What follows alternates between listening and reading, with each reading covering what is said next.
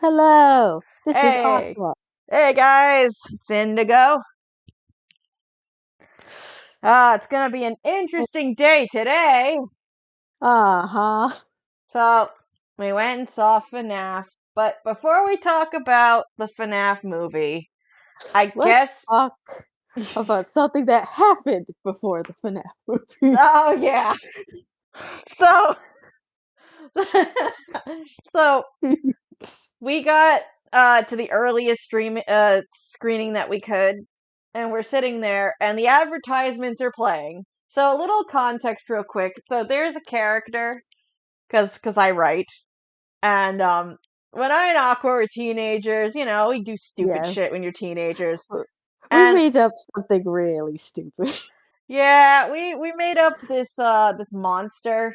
I wouldn't even really call him a monster, but I guess he's technically a monster. Living fluffy boa. Yeah, a living fluffy boa, like one of those things that you would like wrap around your neck. Yeah, he's a living fluffy boa and he's obsessed with boobies. He's just named Fluffy. Uh but so so picture this. We're watching one of the advertisements as we're waiting for the movie. And out of nowhere, for some reason the creators of this advertisement thought it would be funny, I guess, to make it so that like human beings have stretchy arms. But like whenever I and Aqua would be goofing around, we'd make like the hand puppet thing at each other with our hands, you know, as if, Yeah. pretending to be fluffy. And so So the moment we saw this, yeah, the moment we saw, I don't know what company was making this commercial because I'd have to go back and look again, like at what possibly it could be. But it's a car commercial, and randomly, like arms of people would just stretch out and hit buttons as if they're Luffy from One Piece. But they uh-huh. would do it really slowly, like a slinky. And the first thought that came to mind is, oh my god, it's fluffy. Oh my god, it's Fluffy. Why is Fluffy driving a car? Fluffy, you don't even have legs. How are you gonna drive a car? I'm not driving the car, I'm turning it on for you. Motherfucker, I'm gonna drive this car! Fluffy, you don't have legs. Um, but yeah, so that was the first thing. We're sitting there laughing in the theater, and mind you, in the area that we're in, there are like three major movie theaters that are way more popular than the theater that we went to go see FNAF because we went to the discount theater, which was nice. We didn't pay that much for tickets. I was pleasantly Yeah, surprised. We it was actually, really nice. yeah, we paid cheaper than what we were expecting to. Mm-hmm. But what's it called? So we got through that. We got through Yeah, that. that was already a highlight for the afternoon. Yeah, that was already how they were like, yeah, we saw the best commercial ever. Fluffy tries to drive a car. Um, but so after the movies, we'll jump back to the movie afterwards. But so after the movies, We'll get there. I and Aqua went to dinner, and I'm like, hey Aqua, before we leave, I gotta go use the restroom real quick. So I go into the women's restroom. We were at Chili's, and apparently Chili's they have, if you've ever been to a women's restroom, that, most women's restroom have like a little silver box, where you can throw your intimates when you're done with them. Mm. Uh, well, that's not what Chili's has.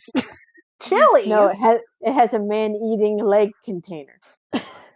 I go to sit on the toilet, and there is this giant round black bin sticking out of the wall. And it's not just sticking out of the wall, it's practically pressed up against the toilet seat at hip level. So it's literally trying to like eat my thigh.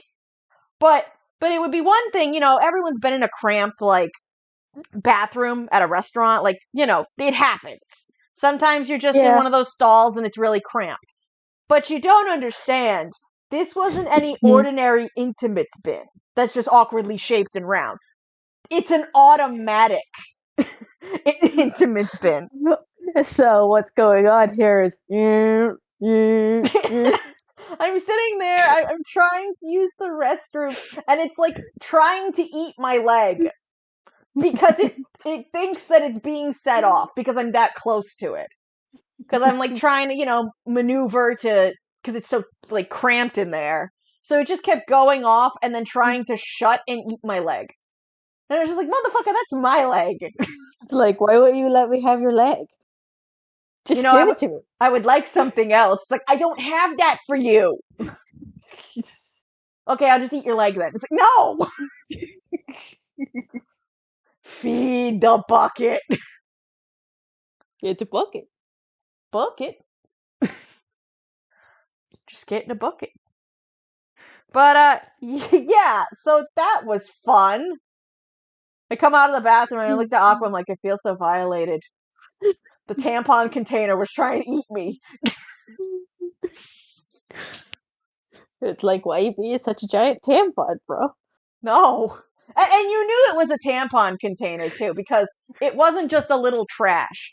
And the way you know is the moment the mouth part would just open up, like as if we're playing Mr. Mouth from the 90s, the wind-up board game. Mm.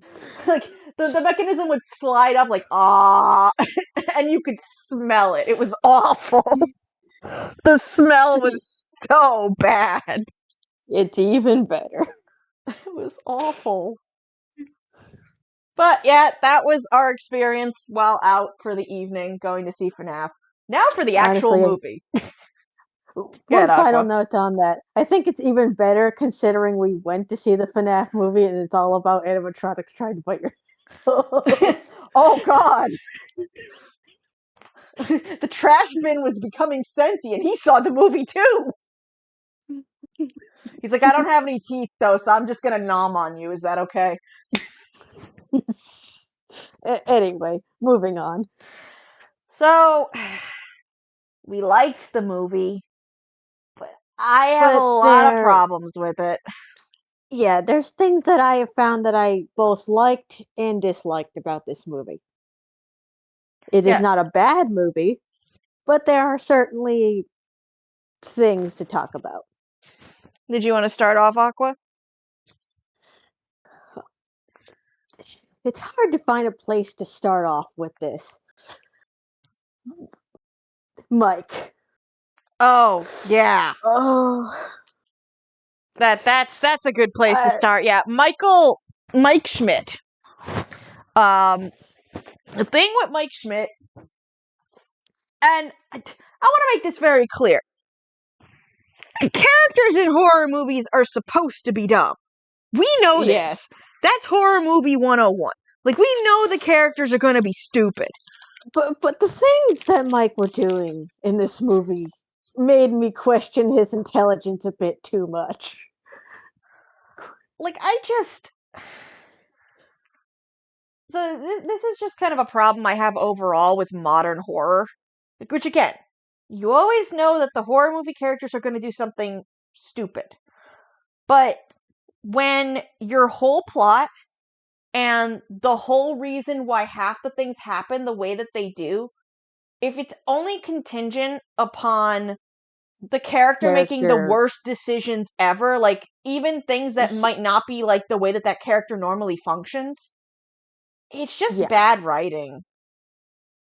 Especially some of the decisions Mike was making, because I think anyone else in the same situation that they set him up in wouldn't have made such a dumb decision.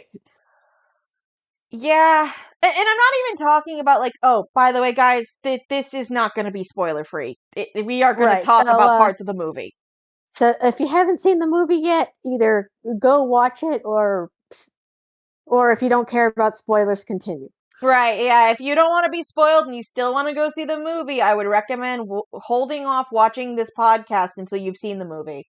Because we're going to be talking about a lot of things that happen. Yep.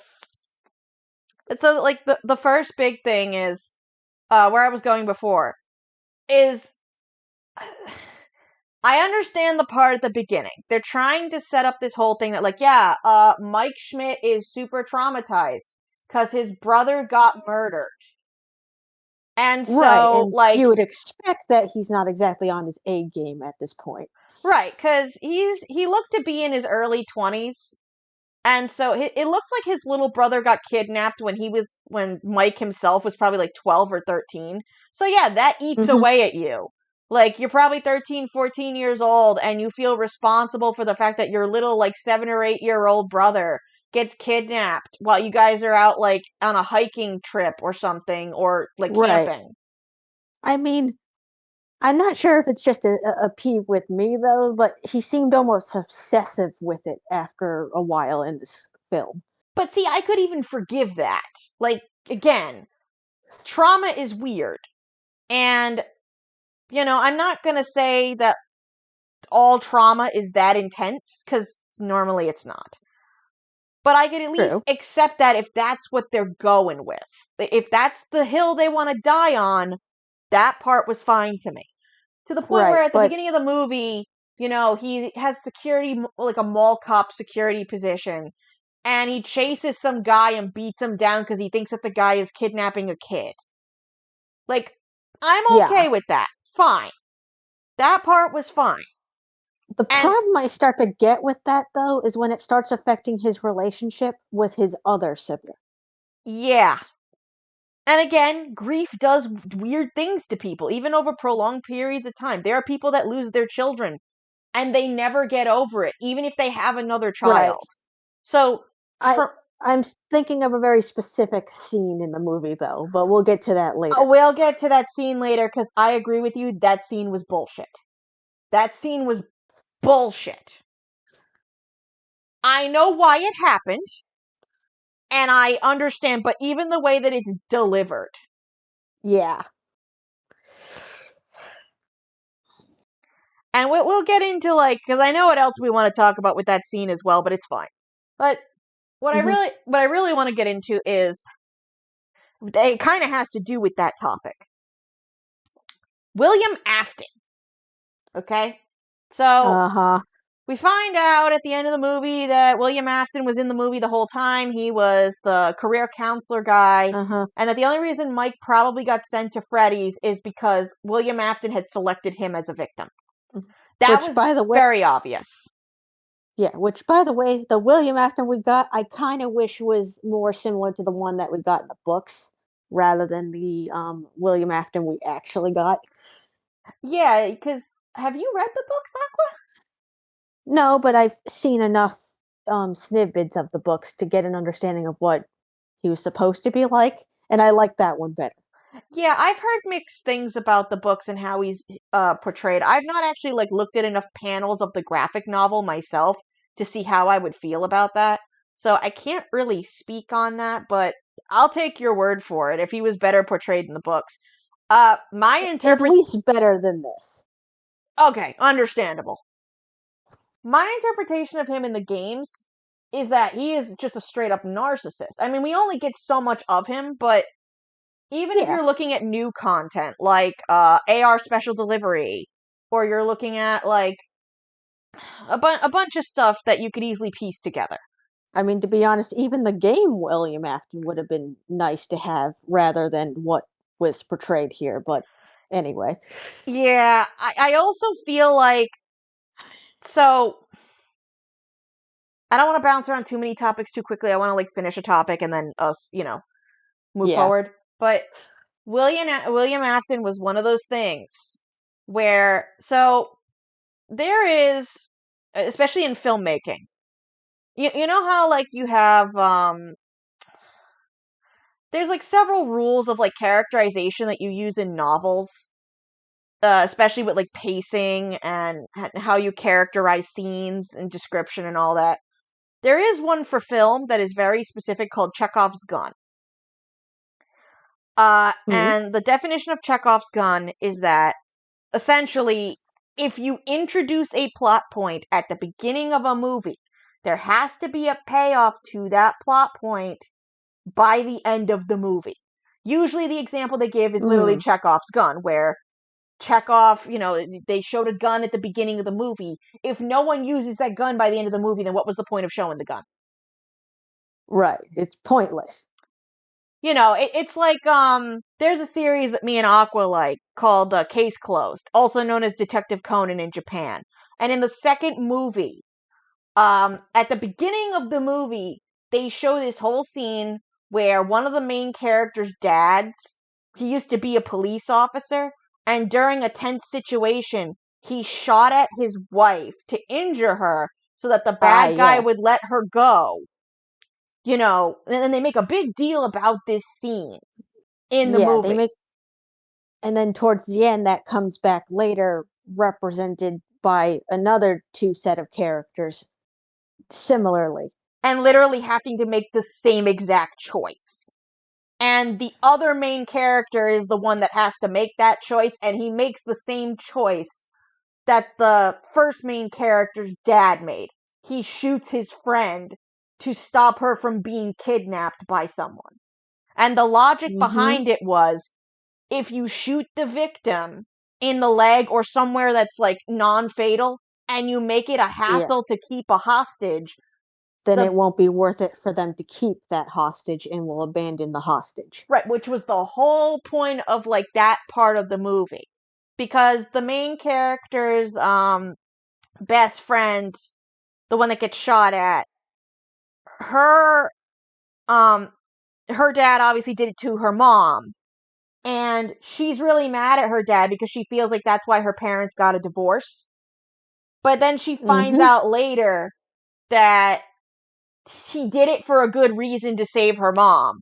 But also that the real reason they Yeah. got a divorce is because of how everything happened after that situation. Yeah. And the point is that they made it a huge conflict, or at least a huge center point to that movie, something important to remember for later. Right, exactly. They immediately show us off the bat at the beginning of the movie, hey, this thing happened and you should pay attention to it because it will probably have a payoff later. Chekhov's gun is literally the embodiment of that. Is if you show something or you imply something way earlier on in the plot, then by the time you get to the end or where the conclusion is about to happen, you should have a payoff to that. And that's actually kind of why like some movies fail, because sometimes they won't give the payoff for like another movie. And in Right. some ways it can work if you do it right, but that's one of those things where you wouldn't show it at the beginning of a movie. That's like when you leave like a No. teaser at the end of a movie or like a final Right. cutscene to imply a It, sequel. yeah, it's something you lead into a new movie if you're not planning on using it there. So my problem with William Afton, we only see him technically once. Like he's mentioned one more time in the movie afterwards, but we only technically see him once until the big reveal that he's William Afton. Right. And Which there's anyone who knows the games would have been able to tell it's William Afton right away, only because of context clues. right, exactly.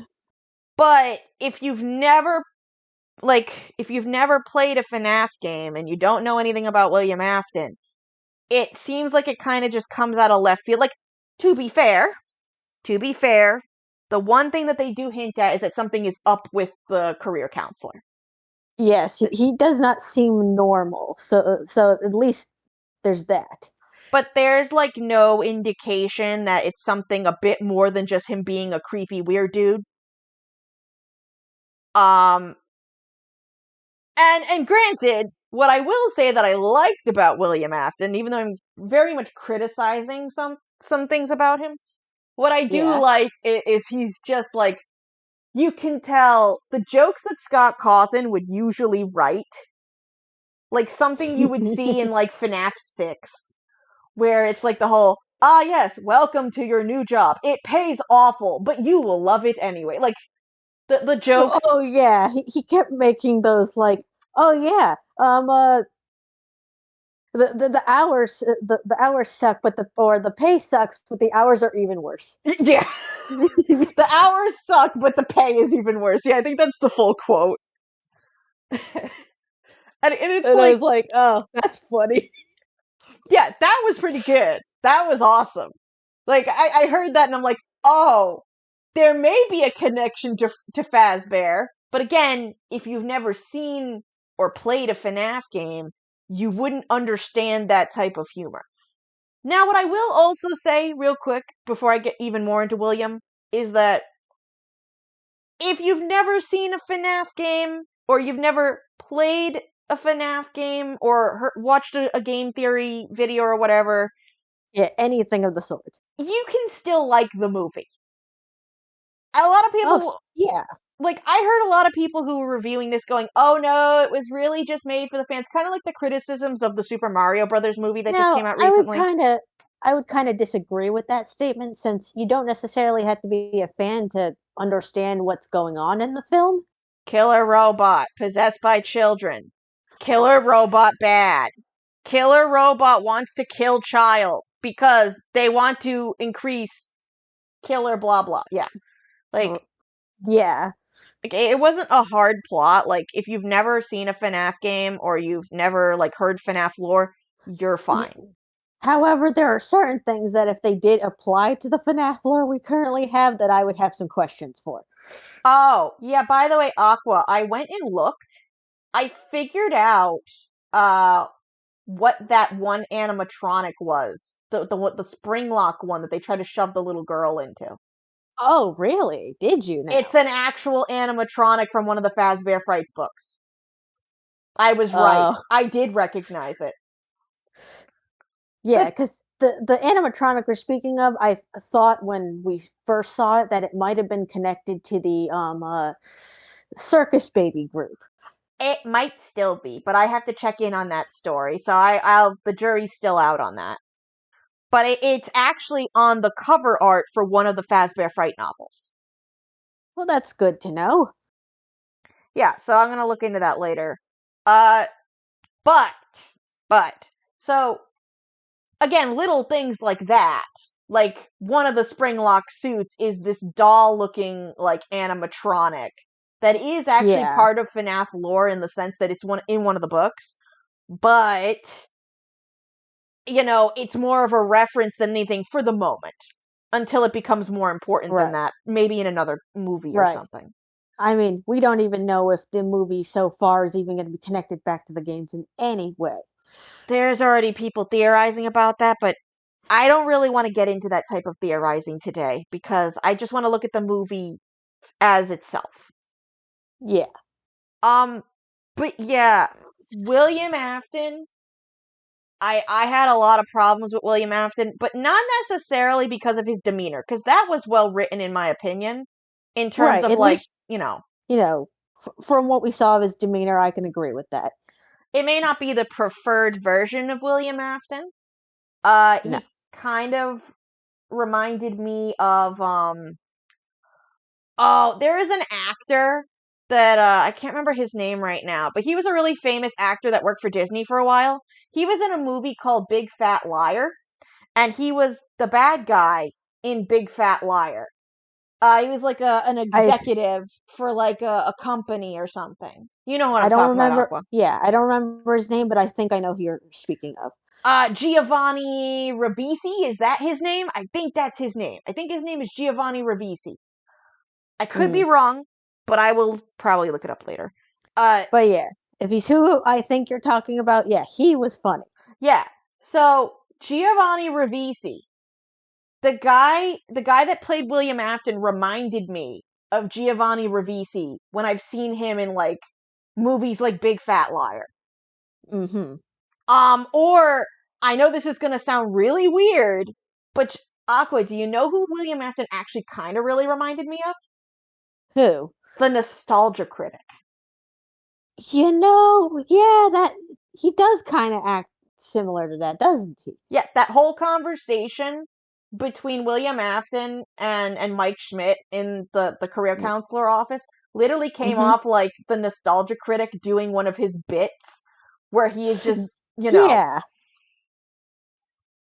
like, go back and watch it for anyone who's already seen the movie. If you take like one of the old Nostalgia Critic videos where the critic is just acting like wacky and over the top, and you watch this scene again, you'll go, "Oh, that seems like something the critic would say." Yeah, he seems a little bit enthusiastic, but at the same time sarcastic as hell. Yeah. And you can tell that he's going to be one of those villains. But so here's the problem with that. That's like the category of villain when you would look at somebody like Hades from Hercules, the Disney one. Which And I love villains like that, but they yeah, have to be done a certain way. that's the big problem. They have to be done a certain way. And I don't think this was done well because by the time we got to the end of the movie, so like there's a difference between Hades from Hercules, who's in a good portion of the movie, for Hercules. Oh yeah, and has great build up. We get to see his character. You know what his brooding, Yeah, all the stuff that comes with a character like that. yeah, you get to see like the actual embracing of that type of character and making them over the top in a way that the audience can enjoy.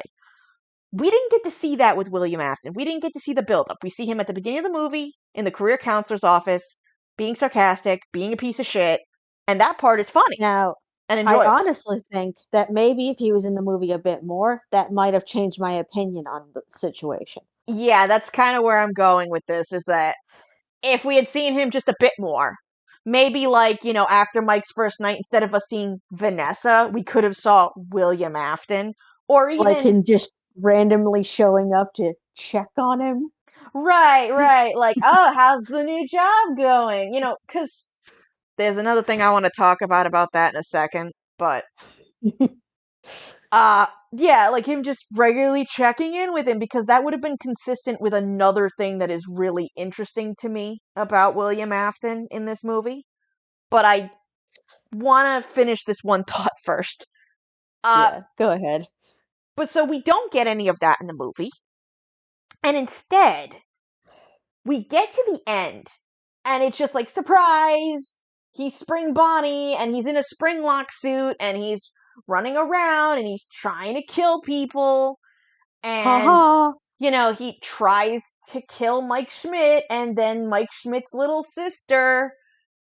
He's like, yes, I am William Afton. Look at me, and I shall murder you all because I am William Afton. And like he completely changes. There's no build up to the fact that he's clearly a narcissist. That's what bothers me. Is narcissism, Mm. especially if you're doing a villain like this who is a blatant narcissist, there has to be a build up to where you start seeing the cracks in the facade.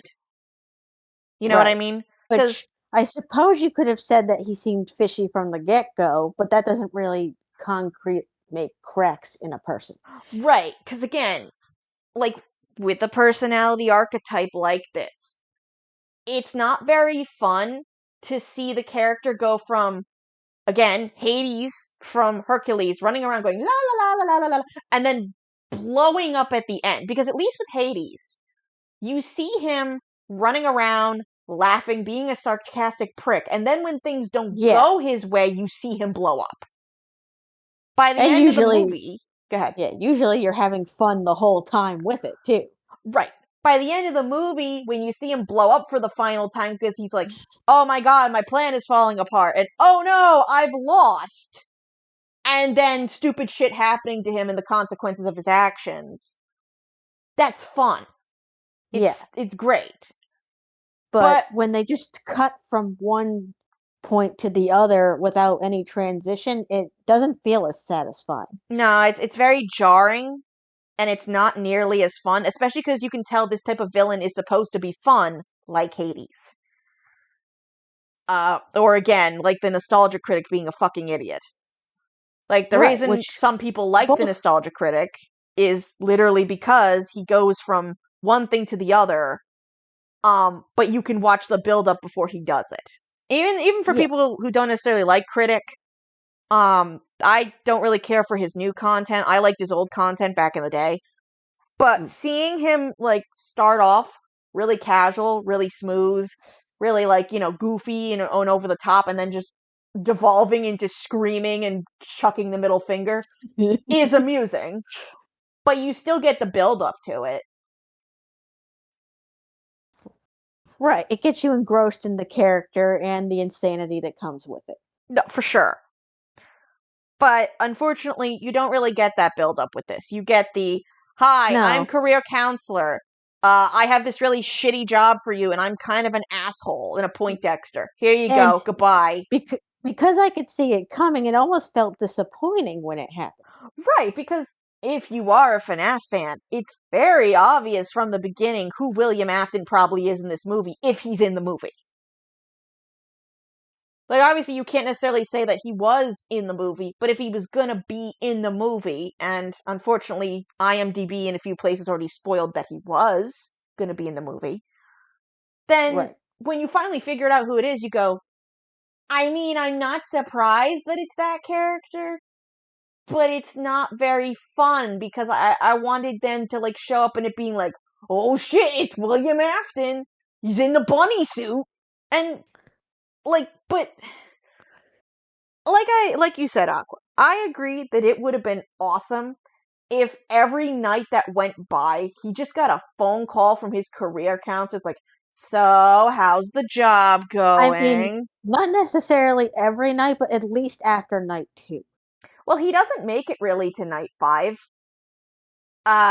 Night 5 Night 5 is more of a, like, he gets lured back there because small child. Right, but And after even what that, we I learned, kind of lost track on what night he was on, because night 1 is the introduction. Night 2, like, the first 2 nights, there's no babysitter. I mean, there is a babysitter. He right. has a babysitter for the first 2 nights. And then the third night is the night he actually takes Abby with him to Freddy's. And then Uh-huh.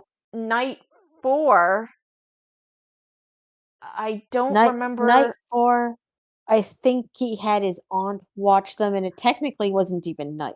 So then he never actually even makes it to night 5, because if that's true, we don't make it to night 5. Because I think he went there in the morning and, did the thing that he does. Right? So no, he asked her to watch the child because he was heading there. That was the sequence for the part that you don't like that we're going to talk about. Right. But I don't think it ever actually makes it to night 5, which is interesting because it's 5 nights at Freddy's, but we don't make it to night 5. I mean, So and unless that's the false implication advertising. yeah. Unless the implication is that by the time the last event happens, that's technically the 5th night, but I don't know. I don't believe so because that wouldn't make sense. It Uh, wouldn't, but I mean, unless the implication is because by the end of the movie, it's kind of very open ended. We don't actually know if he went back to Freddy's after the ending of the movie. hmm. But regardless, um, ultimately, my biggest problem with Afton is by the time we get to the end, again, we're talking about a character that is a clear narcissist. And narcissism in villains has a very specific formula. Mind you, there are deviations in the formula, Right. but there's a difference between a character having a very specific personality quirk versus bad writing and bad setup to display that that character is a narcissist. Yeah, and from what I've seen so far, at least from this movie, it seems to be a problem of bad writing. Right, because, like, with a narcissist, they will usually, especially if they're a charismatic narcissist versus a sleeper narcissist. I guess you could argue that William Afton is a sleeper narcissist, but that's a whole area of psychology that I'm not going to get into. I But mean, for I don't anyone, know, go ahead. because he seemed to make it a bit more obvious than a sleeper would, but I'm not a psychologist. Yeah, that's the big problem is that sleeper narcissists tend to be like very covert when they're a narcissist. And they'll usually let go of certain things that like more charismatic and flamboyant narcissists wouldn't allow, especially if it's embarrassed them. Usually a sleeper narcissist will get you in private and they will do things in the background to keep their claws into something. Hmm. And I guess to an extent you could argue he kind of does that by, the mental abuse that it's implied that he's put Vanessa through. Right. And I guess the subtle thing he did with giving Mike his business card. Right. Yeah, that too. To maintain control of the situation. So I don't know. Maybe he could be a sleeper narcissist versus a flamboyant Right. narcissist. I guess it really depends. But generally with a narcissist, they don't start devolving into their evil plan until you've seen them a few times and you've determined, yeah, that's probably the villain, even if everyone else around them doesn't Yeah. understand that. They don't typically go from "I just met you and this is crazy," but stab, stab, stab, stab. Right. No, generally that they try to like weave you in, kind of like the villain from Coraline, that they try to sell you on this amazing thing that they're trying to do for you and why you should be grateful to them. Like it's Yeah, a lot of usually. manipulation. And Usually it's a type of building up thing. yeah. And like he clearly has done that in the background with Vanessa and a few other characters, but the main character that we didn't really get to see that, so it's kind of disappointing in a way because we don't get to actually see. And this is where I'm trying to go with this. Yeah, it had potential, but it never actually reached there. Well, the main reason why it never gets there, and I was talking to you about this after the movie, is that to make the plot more streamlined and to kind of get to the place that the plot where the filmmakers wanted it to be, you could tell that to Yeah. compensate for the fact that they didn't want William in that much of the movie because it would have been way too fucking obvious. They just made the main characters stupider. Unfortunately. And that is, and going back to what we were saying at the beginning of recording, you know, that's the worst thing you can do is we get it. We get it that like protagonists in horror movies aren't always going to be the smartest people. There's Yeah, usually we a get it. reason that they're stuck in the situation they're in. But I'd imagine that Mike wouldn't have been this stupid. Like, it's one thing to be stupid, but not this stupid. Right, and the scene that I know you want to talk about, Aqua, we will definitely, branch that out. But Uh huh. specifically, this bothered me with William Afton. Is the only reason William Afton seems smart in this movie. Legitly. The only reason he seems smart and the only reason he comes off as a narcissist is literally because the characters are that stupid. And it was painful. Because at first you're watching it Oh, and you go, painful. oh, he's traumatized. I can sympathize with Michael. He's very traumatized and he loves Right, his little brother.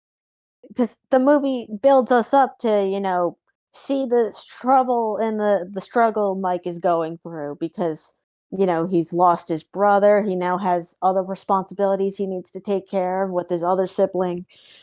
He's He's not also, dealing with the fact that apparently after his little brother died, his mother, I don't remember exactly what they said, but they said the mom couldn't handle it, and I don't remember if they said she got into an accident and she died, and then the dad just was like, well, fuck me, and kills himself. right. Something happens and they're both out of the picture, one way or another. Yeah. So it's like, at that point in the plot, not only has Michael Afton like lost his little brother, not Afton, Well, God, he's Mike Mike Schmidt at Schmidt. this point. Yeah, Mike Schmidt. Sorry. Mike It's Schmidt. all right. It's easy to get it confused. We're so used to calling him Michael Afton, but so Mike Schmidt is this character where he's lost his little brother and then he like his parents like aren't holding it together well and he's trying to be like the support for his family. He already feels responsible for his brother's death because the mom in the cutscene that we see multiple times, it's the mom going, Mike, go take care of your little brother. I need to go get something to clean up this mess. You'll take care of him, won't you? And he's just like, Right. "Hey, yeah, And mom, I love my brother. And it's like, And it you know, obviously bothered him to the point that he's been reliving this for a while. right. And so Literally. it's just like, and then his parents die. And so he's dealing with that. And he probably feels responsible for that too, because I couldn't protect my brother Hmm. and then I couldn't save my parents. And he's very Uh, depressed. on top of that, now taking on the responsibility of practically raising his other sibling. Right. Abby is his remaining sibling. And one of the major plot points of this movie is that there's a custody battle between Mike Schmidt and this awful aunt who looks like she's a Oh, business yeah. executive. And this is where it gets a little confusing. This is where the plot gets really confusing. Yeah, because I wasn't sure what to think of this lady at first. Obviously, did not like her, but Well, they kind of portrayed her to be unlikable, so they that makes portray sense. her as this like strong independent businesswoman who's like Cruella DeVille style, where Yes, she yes. wants to like take this child, but she doesn't understand the child. Right, and I didn't really understand why she wanted this kid, aside from obviously the money, but Well, that's the part where it's confusing for me. Is Mike's the reason why Mike says that she wants the money is she wants the state support money, the welfare money. mhm. Which confuses me because this woman is clearly very well dressed. She has an attorney that she is threatening Michael Schmidt with. And Which, implies she has more money than either one of them do. right, so why does she need a welfare check? Not welfare. Yeah, a welfare check for this little girl that she is so like trying to get her hands on from Mike. I, Aside from just to antagonize Mike. right. So it's like I don't get it. She doesn't look like she's struggling for money. And mind you, some people are just greedy. But I feel like that part wasn't very well thought out, unfortunately. It's just No, more here's the if evil step anything, auntie it kind of just thing. seemed like something they added in there to add more conflict where it wasn't really needed. Right. And then so midway through the movie, this lady apparently hired quote unquote private investigate, which by the way they did not look like private investigators. They looked No. like hooligans that she hired off the street, because again this woman reminds me of Cruella DeVille. Yeah, they just look like teens that they found that were willing to do the job. Yeah, like early 20 somethings, like, oh yeah, I'm gonna pay you to follow around my nephew. And one of the people is actually the babysitter. The babysitter that watches Abby for 2 nights out of the movie. Yeah, which I kind of found surprising, but at the same time, I was like, eh, I mean, that that's was a good twist to an extent. I'll give the movie credit for that. I was not expecting the babysitter to be part yeah, of this hooligan group. it was definitely unexpected. That much I would give them. And they do hide it in the trailer because they don't show the getaway car in the trailer. They show all the people that break into Freddy's and start breaking shit, but that's all the other hooligans except for her. They do show her, the jump scare with Freddy Fazbear though, with the hand. Hmm. Um Which we'll get to that. oh my god, that scene. But That that was scene, I was impressed. I was impressed by that one too. It's very goofy, but I was impressed by that. We'll get to that too. Uh but anyway, so again, there's like this whole subplot about the aunt, and it really just confused me why she wanted this kid. Yeah, because there was really no real good reason behind it. Not that I could see, at least. No, but with all that in mind, I understood why Michael Schmidt was characterized the way that he was. Because again, he's traumatized. He's traumatized Right. because he's lost so many people, and now he doesn't want to give up his little sister. but he still is What? obsessed with the family that he had. Yes. Which is why the scene in question that we haven't spoken of yet doesn't make any freaking sense to me. All right, but real quick, because I did forget a point about William Afton that I kind of just want to get out of the way before we look at anything else. Hmm. Uh, it would have been really cool if, and I'm very curious if this is Scott kind of implying something to the fans about the phone guy from FNAF 1. Uh, there is a line that the career counselor that ultimately ends up being William Afton says. He makes a comment to Mike as he's leaving his office, something along the lines of, "See you on the flip side." And there is a very specific quote from the phone guy in FNAF 1. I Mm. think it's on night 2. I'd have to check. Uh, Right. Which I didn't catch this initially, which, I caught it. you know. Yeah, that there's a line where Mike is leaving and he gives him the business card, and he's like, "Well, I'll see you on the flip side." And in FNAF 1, there is a phone guy conversation. I believe it's on, like I said, on night 2. And phone guy says at the end of that conversation, "Well, you have a good night. Hope everything goes well. See you on the flip side." And I'm mildly curious if that is Scott Cawthon sort of subtly confirming that William Afton was Phone Guy the whole time, and that all of the people who theorized that Phone Guy and Purple Man were the same person for years were actually correct. If so, it would be pretty interesting, and I would wonder how that applies to the games later on.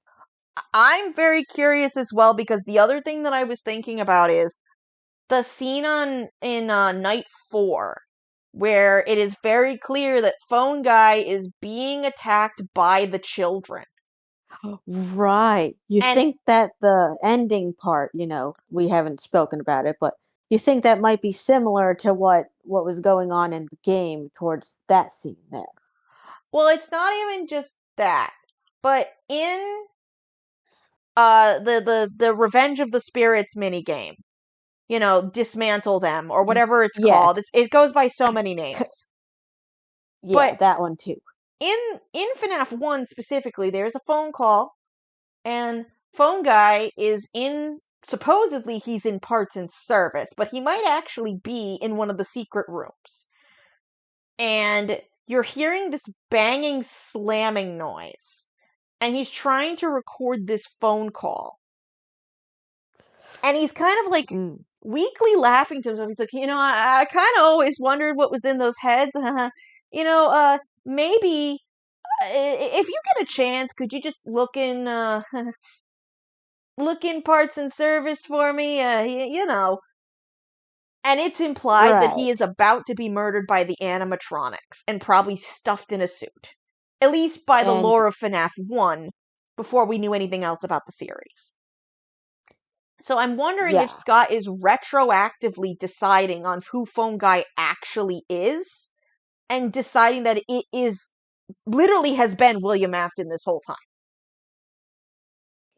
again, which would be really interesting, at It least with the implications behind it. Well, it would be interesting, because going back to what you said earlier, Aqua, about William Afton from the novels, wasn't it super like implied that he was really awkward and kind of like standoffish like Phone Guy is?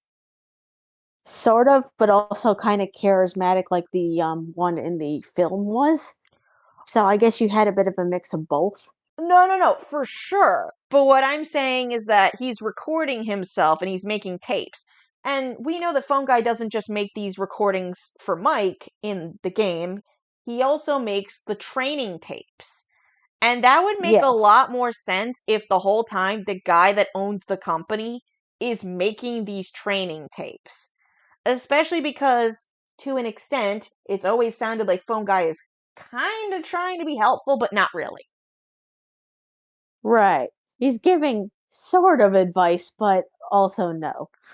And that's kind of how William Afton came off in this movie. It's I'm Just kind of trying to help you out, but I'm also a piece of shit.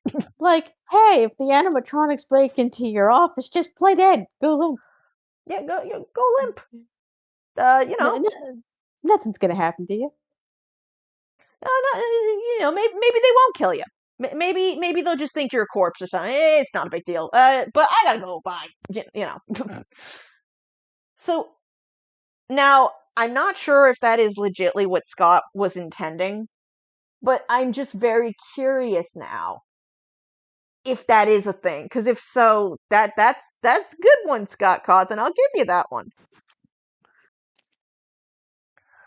Um, but so going back to main The characters are original, stupid. yeah. Oh yeah. So we get towards the end, and one of the major things that they do in this movie is that the ghost children slowly start infiltrating Michael Schmidt's dreams. We'll just call him Michael. Yeah, Michael. They keep infiltrating Mike's dreams, and slowly but surely they start talking to him. And the character that we ultimately find out is Golden Freddy tries to get Mike to agree to something. And essentially what happens is Golden Freddy goes, "You want happiness. What will you give us for that happiness?" And I'm talking about the first time, Aqua, not the second time we see them, but the first time. Yeah, Um, the first interaction between them. right, because the first time he meets the kids in his dreams, he automatically assumes that these kids saw, he was. Let me take a Had step. something to do with the incident that Yeah, happened. let me take a step back. One of the first things they show is at the beginning of the movie. And then this is a, nudge, nudge, wink, wink, Scott Cawthon. Michael is obsessed with this book called Dream Theory, of course. Which immediate laugh there when I saw that. Yeah, immediate laugh. It's like, oh, okay, Scott. Ha ha, Scott. Dream theory, haha. Right. So Michael is obsessed with this book called Dream Theory. And the reason he is obsessed with it is he believes that you can psych yourself up essentially to take control of your dreams. Basically, lucid dreaming. And supposedly, at least how this movie presented it, to some extent somehow change events through dreams. Now, obviously, Mike hopefully knows that he can't actually, change his past with his family. But he keeps thinking, at least he mentions once or twice, that he's hoping that if he takes more control over his dreams and he is able to lucid dream with absolute control, then he can look around in his memory to try and remember the face of the guy that stole his brother. So he can at least get justice for his brother Right. by putting his killer to justice. Essentially getting closure for the events of his brother being taken. Right. That I believe that is the ultimate goal, is he wanted closure. So he obsesses over this dream theory concept to get closure about his dead brother and his family. But so at some point, he's having these lucid dreams while he's at work in the Freddy's restaurant, and the children are And infiltrating his dreams. yeah, things get a little complicated after that. Right, because he assumes that the children showing up in his dreams means that they were actually there, and this is something that he misremembered about Right, them not being there. or is starting to remember more clearly. Right. So he keeps trying to talk to these dead spirits of kids. Eventually he finds out later on in the movie that, you know, they're actual dead kids and that they weren't part of his memory at all. Right, But and then he starts to before talk to them as if, they're actually because they are technically there, but we'll well, get before into he that. figures out that they're ghosts though, in one of the encounters, like several dreams before, he catches up with Golden Freddy specifically. And he asks Golden Freddy, help me figure out who did this to my brother. And Golden Freddy looks at him and goes, what will you give me for that? What's the price you're Yeah. gonna pay? What do we get by telling you about him? Now, at that point, the dream cuts out and Golden Freddy disappears. Several dreams later, though. Well, not even just that, but Michael pretty much says he'll give anything initially in that, I believe. Yes, you're correct. He initially goes, well, I would give anything. I just want to solve this. Which, big mistake there, Mike. Big Right. mistake. So several dreams later, finally he is with all of them again in his dream, and Golden Freddy says, we want Abby. We want the little girl. You don't need her anyway. You're Like, you're not good enough to take care of her anyway, so give her to us. Yeah, give us the child. You don't want to give her to that nasty lady anyway. Give her to us. And besides, all you really want is you just want your family back, right? We'll give that to you. You can have them forever. But you have to give us Abby. And without thinking, because they're clearly influencing him in a way, he's just like, yeah, okay. Yeah. And immediately he stops, realizes what he says, and he goes, no, I take that back. You can't have Abby. And they're like, oh, well, but that's what you want. Yeah. You And want then this they perfect work family that you could never have. then they're working on Goblin King logic. You already agreed, so goodbye. that was fun though. And I told you that was gonna happen. The moment I saw that shit, I went, oh, this is gonna be Goblin King Jareth logic.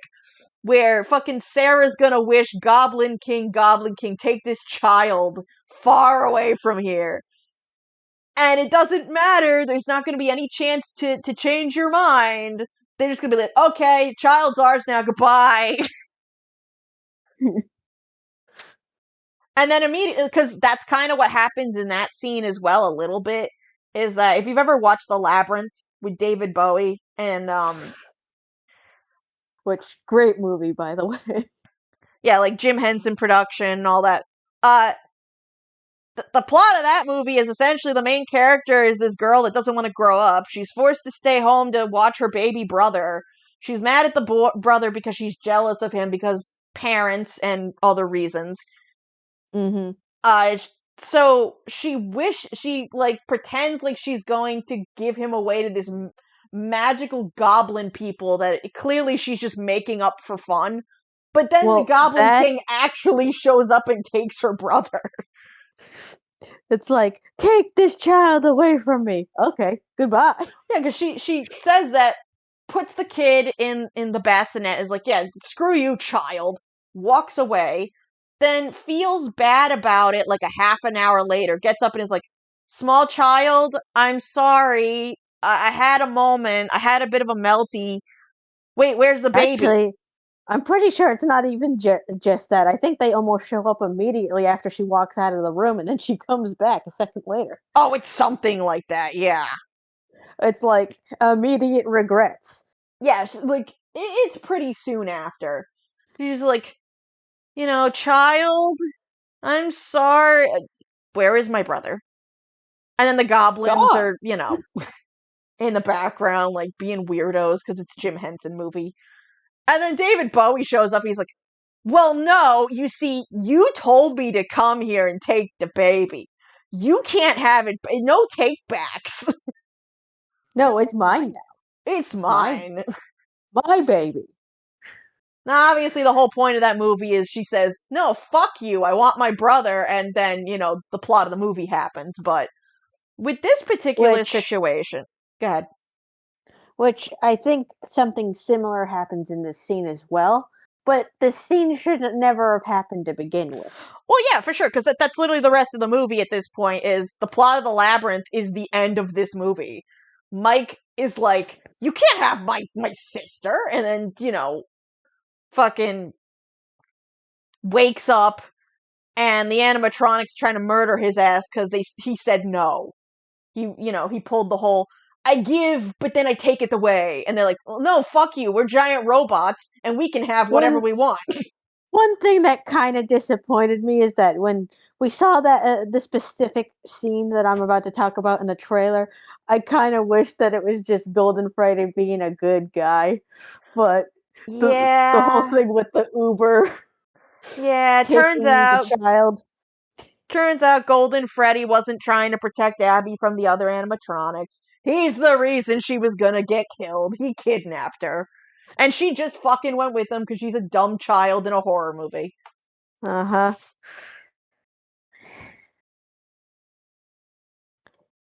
It's sad because I wish it would have went differently.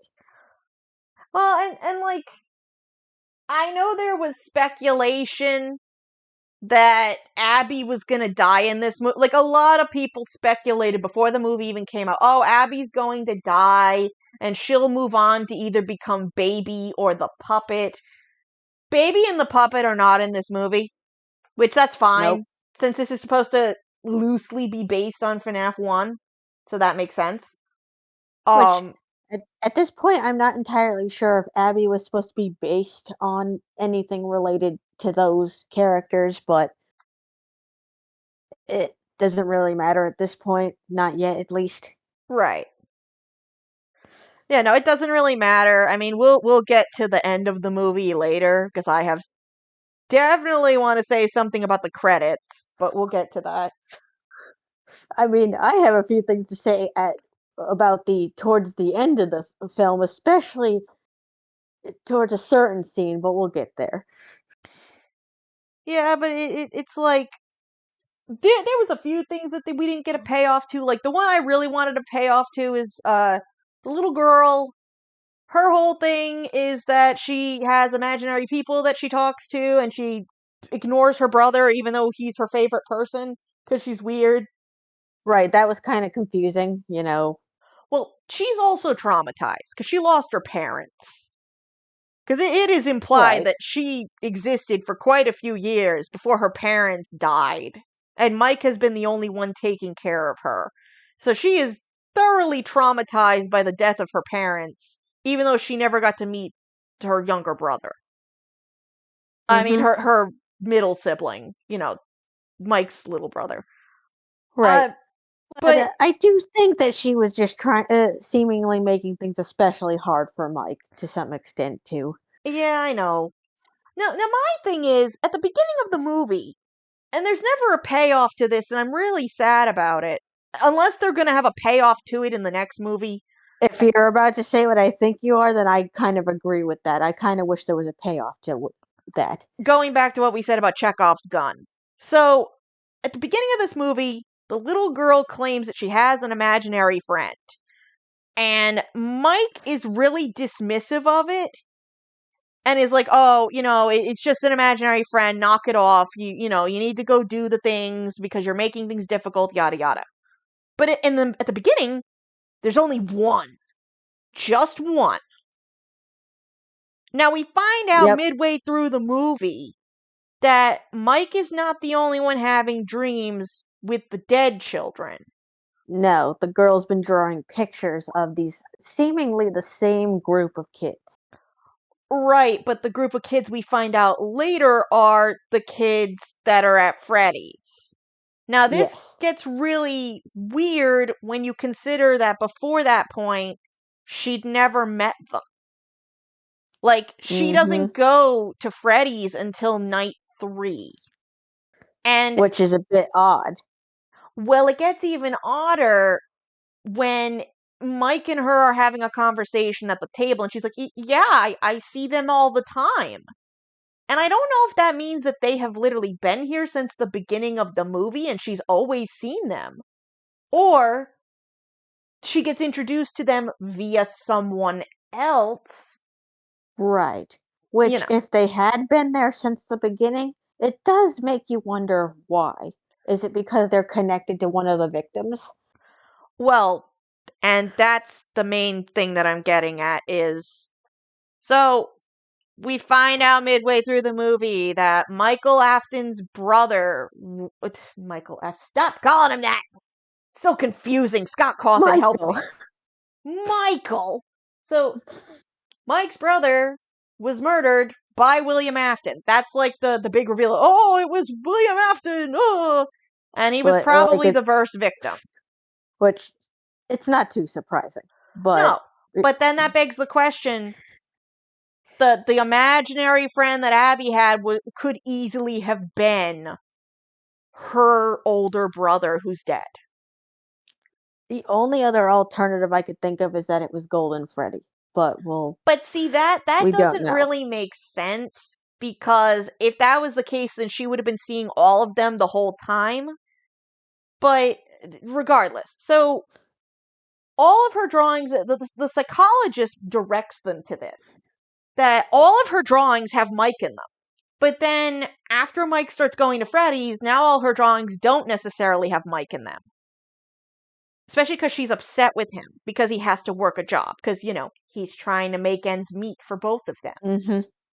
Right. And these pictures, all have those kids. But again, the first time we see Abby and Mike is talking to her, he specifically says her imaginary friend, implying there is only one at the beginning. And again, that might Yeah. just be me, overreading into it. But I mean, there's quite possibility that if it was Golden Freddy, like I thought it possibly could be, that the other kids just hadn't shown up until later. right.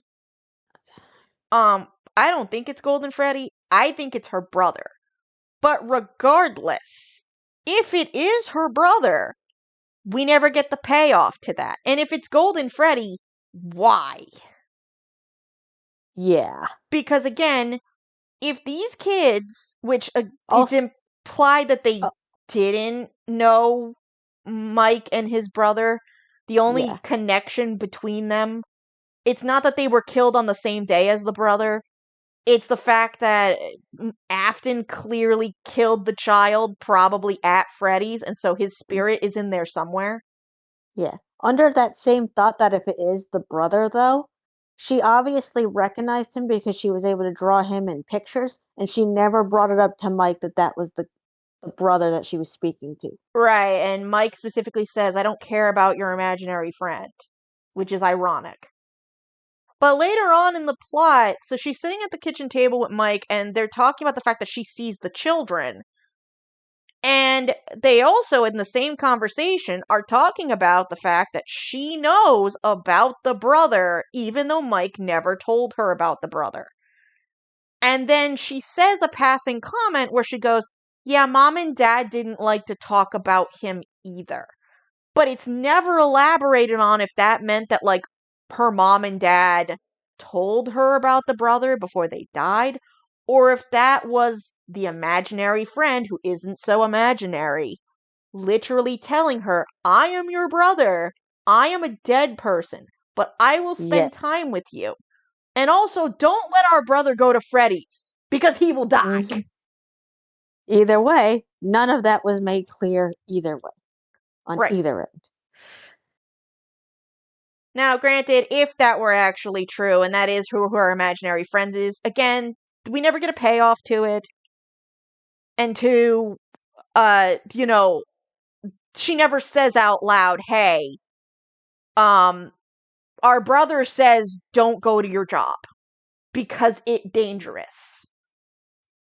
Because that would have been interesting. Right. And if it was the brother, you think he also would have warned her against doing that. Right. But, yeah, it was just one thing after another where I just look at that and I go, inconsistencies with just all of that. Yep. Because again, if it's supposed to be Golden Freddy, who's her imaginary friend, that doesn't make any sense because there was never a connection with them until Mike started working at Freddy's. And she's having imaginary friends before that. But it's Uh-huh. implied through her prophetic drawings that she's either a psychic or she's connected to the supernatural. But I guess that also could be me reading too much into it, and what might actually be happening is she was always just drawing weird drawings, and then after Mike interacted at Freddy's, then it was ghosts. But again, the Right, plot's not because very clear on that. I suppose in theory it could have been that she had an imaginary friend for a while, and then real ghosts started interacting with her. Right. Yeah. Like it But again, none of it is made clear. no. No, none of it is made clear, and so it just becomes very mind-boggling and frustrating. Oh. Sorry, I'm looking at some notes because I actually wrote down some really decent notes for this recording, and you know, Yep. it's also very interesting that, like, the setup for this plot is that Michael is not an Afton. I know I keep like slipping up and calling him an Afton this whole recording, but Yeah, it's just hard to think of him any other way since, theorists all over were thinking that he was an Afton for a while, and well, yeah, literally within 2 minutes, you and I deciphered that that was William Afton, and we're and like, and that oh shit, they're related because of the way when Afton was about to read Mike's name, we thought that the reason he paused was because he realized that he was related to Mike.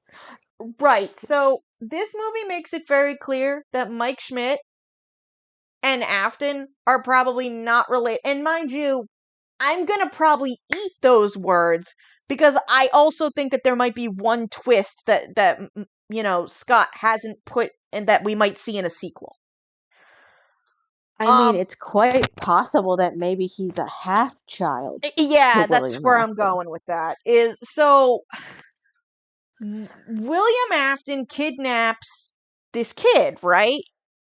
And it's made such a big deal about how this is probably William Afton. It might be William Afton's first victim. We don't really know. Um, but with that said, we don't know why William specifically targets this family. We don't. But if there Yes. is an actual motivation for why he targeted this family, like legitly, if Imagine if the reason he targeted them is because his wife cheated on him with someone else, right, and like we don't that's know if why. that's like his ex-wife. We don't know if it's Henry. Like we never find out who Mike's parents are. So for all we know, it could be an ex-wife. It could be that's Henry Emily's family, or like the movie version of Henry Emily. We don't fucking know. Like, Right, and for some reason, Mike decided not to take on his dad's last name or something. well, again, the other kids that he kidnapped, it's implied that, especially with the opening credits of the movie, that actually happens at a birthday party. But why pick up a random kid in the woods during camping? Yeah, during some camping picnic that seems very random when you think about it. It's Right. not like they were anywhere near a pizzeria like a Freddy's or something like that. Also, like Afton snatched that kid real fucking quick. Like Right, and just snatched him up and just drove away like like nothing. and what I don't understand is the kid doesn't scream. The kid doesn't call for help. He's just Right, sitting in as the if back of he can't. Afton's car, just staring out the back window all creepy. It's like, motherfucker, if that was me, this takes place in the 80s and 90s before child safety locks were mandatory on all vehicles. That child could have literally just flicked the latch, threw the door open, and threw himself out of the car. They're in the I mean, woods. He would have landed in the it's grass. it's possible that the reason he didn't try to escape is because he knew them. Yeah, so that begs the question, like, is this someone that the child recognizes? Is this like, you know, because keep in mind, the reason why Mike freaks out at the beginning of the movie and thinks that the child at the mall is being kidnapped is because the dad, when he goes and walks up to the kid, Because it's actually his dad. He doesn't actually get kidnapped. It's his dad trying Yeah, to like deal with the child screaming and having a tantrum and being a brat. but the way it's presented almost makes it look like the kid is being kidnapped. Kidnapped. Yeah, that's why Mike has a reaction to it.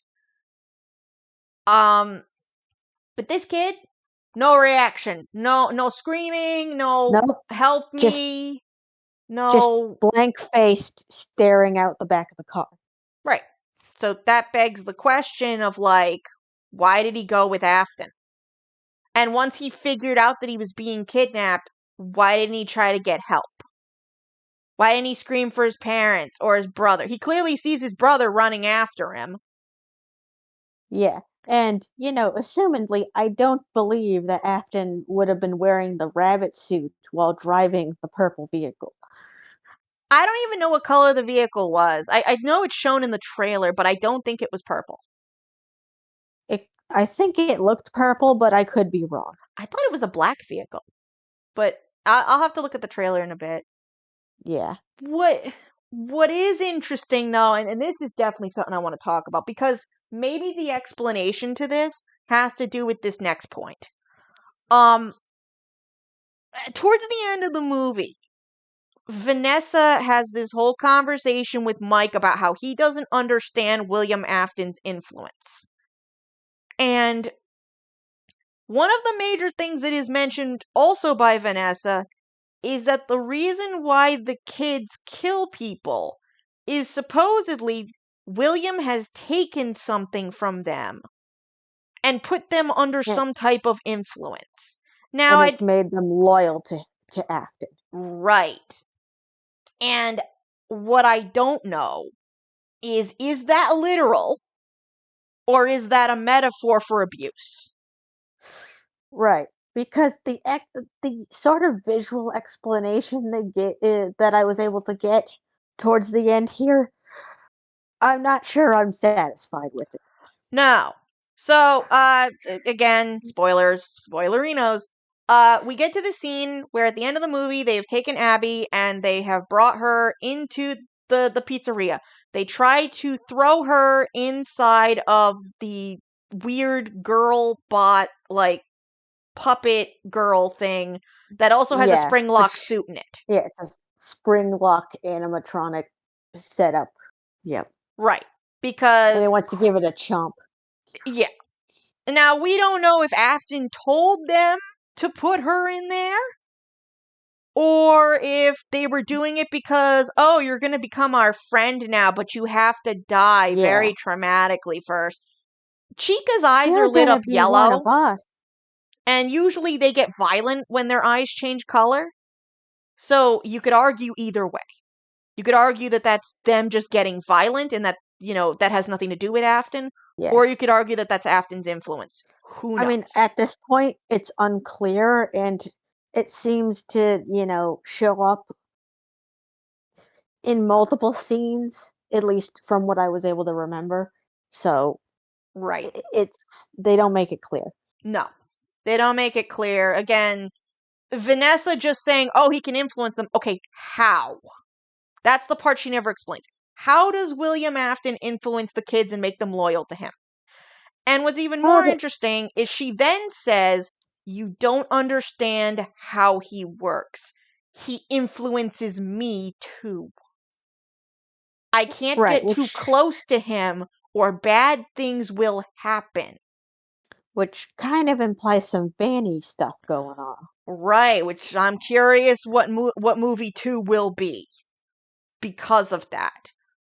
Now, there is some options considering the history of this franchise. It could be illusion discs.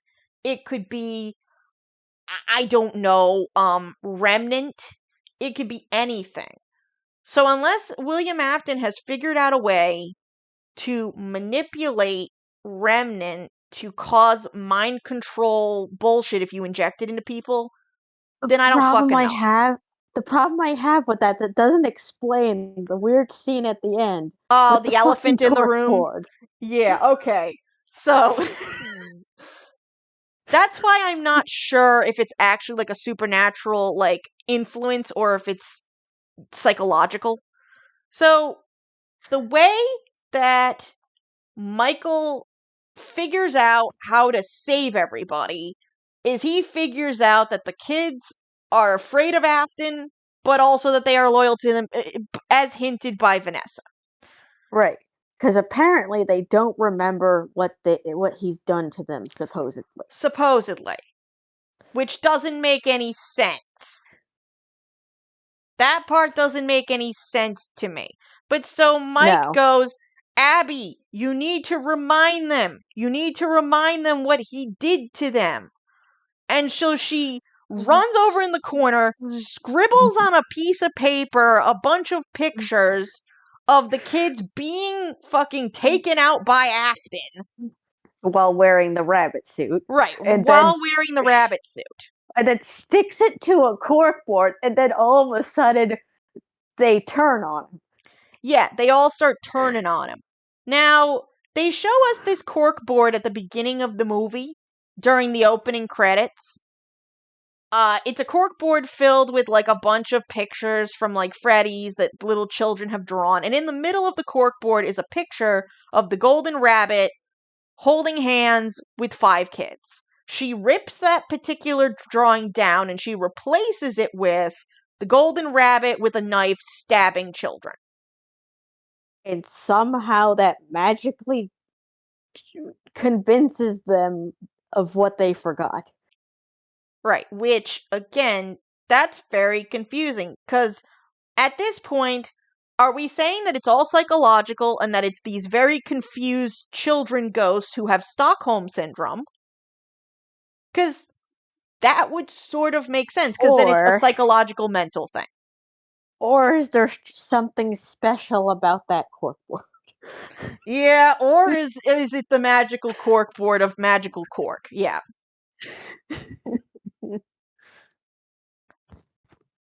Now, there's a lot of arguments that it could just be mental, and if that is the case, that means that William Afton knows how to brainwash people. And that would make sense with what he was saying about Vanessa. Or, I'm sorry, what Vanessa was saying about being too close to him and his influence.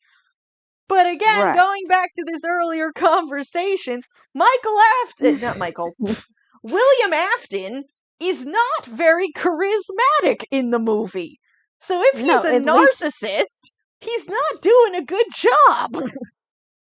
which makes me wonder how, if it is psychological, how he convinced these children that he did not just murder their asses. Right. Like, what did he do to them? Because, again, there's the whole quote that it's technically a quote from Henry, actually, that Vanessa repeats. I think it's a quote from FNAF 6, specifically, where she's like, no, you don't understand. He took everything from them, and even after they died, he took it from them again. Okay, what do you mean by that, Vanessa? Because you're just quoting shit from the Yeah. series. And if what they're saying is true, how? How did they do it? Because we don't even have an answer for that for the games on what Henry meant by that. So, how are we supposed to piece together what she means by that in a completely different context?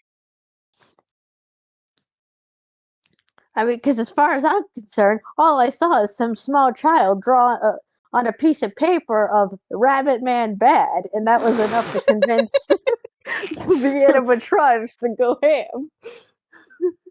Rabbit Man Bad, the movie.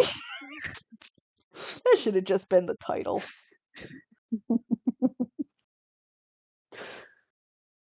So, Aqua, before we go too much further, you had a comment. I have a note here.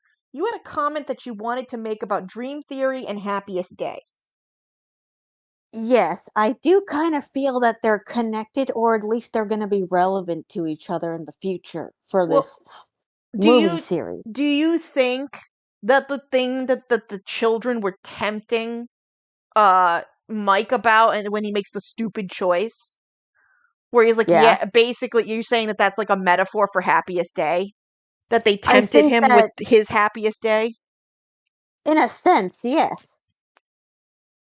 And perhaps that might come back later as well. Yeah, I was kind of curious about that myself.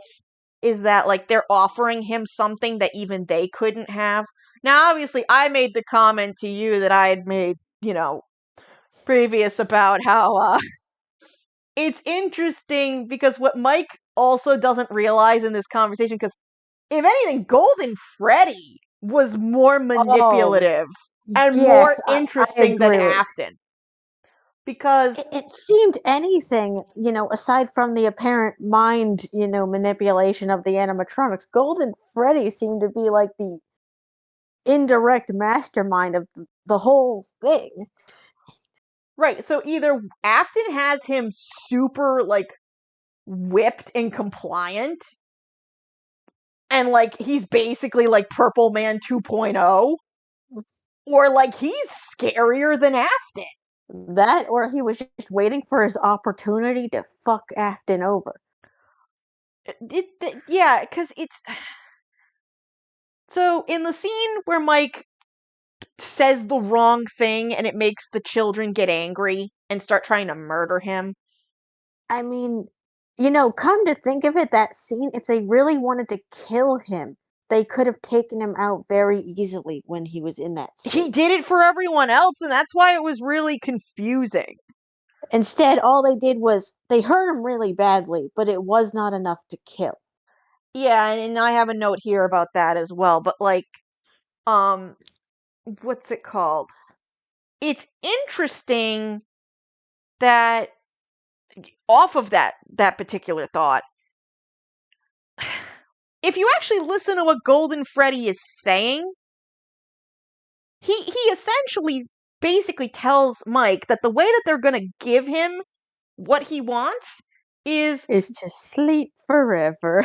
yeah, like so one of the things that's in this movie is that Mike goes to sleep using sleeping pills. That's kind of a plot point actually, because it has to do with the Yeah, dream theory shit. It's yeah, how he gets huge lucid focus on dreams that. by using the sleeping pills. Um but so and these are like prescription grade sleeping pills. They actually make a big deal about that when he goes and gets them at the Yeah, pharmacy. they almost make a freaking joke about it. What I use to go to sleep is tea. Shut up, Also, man.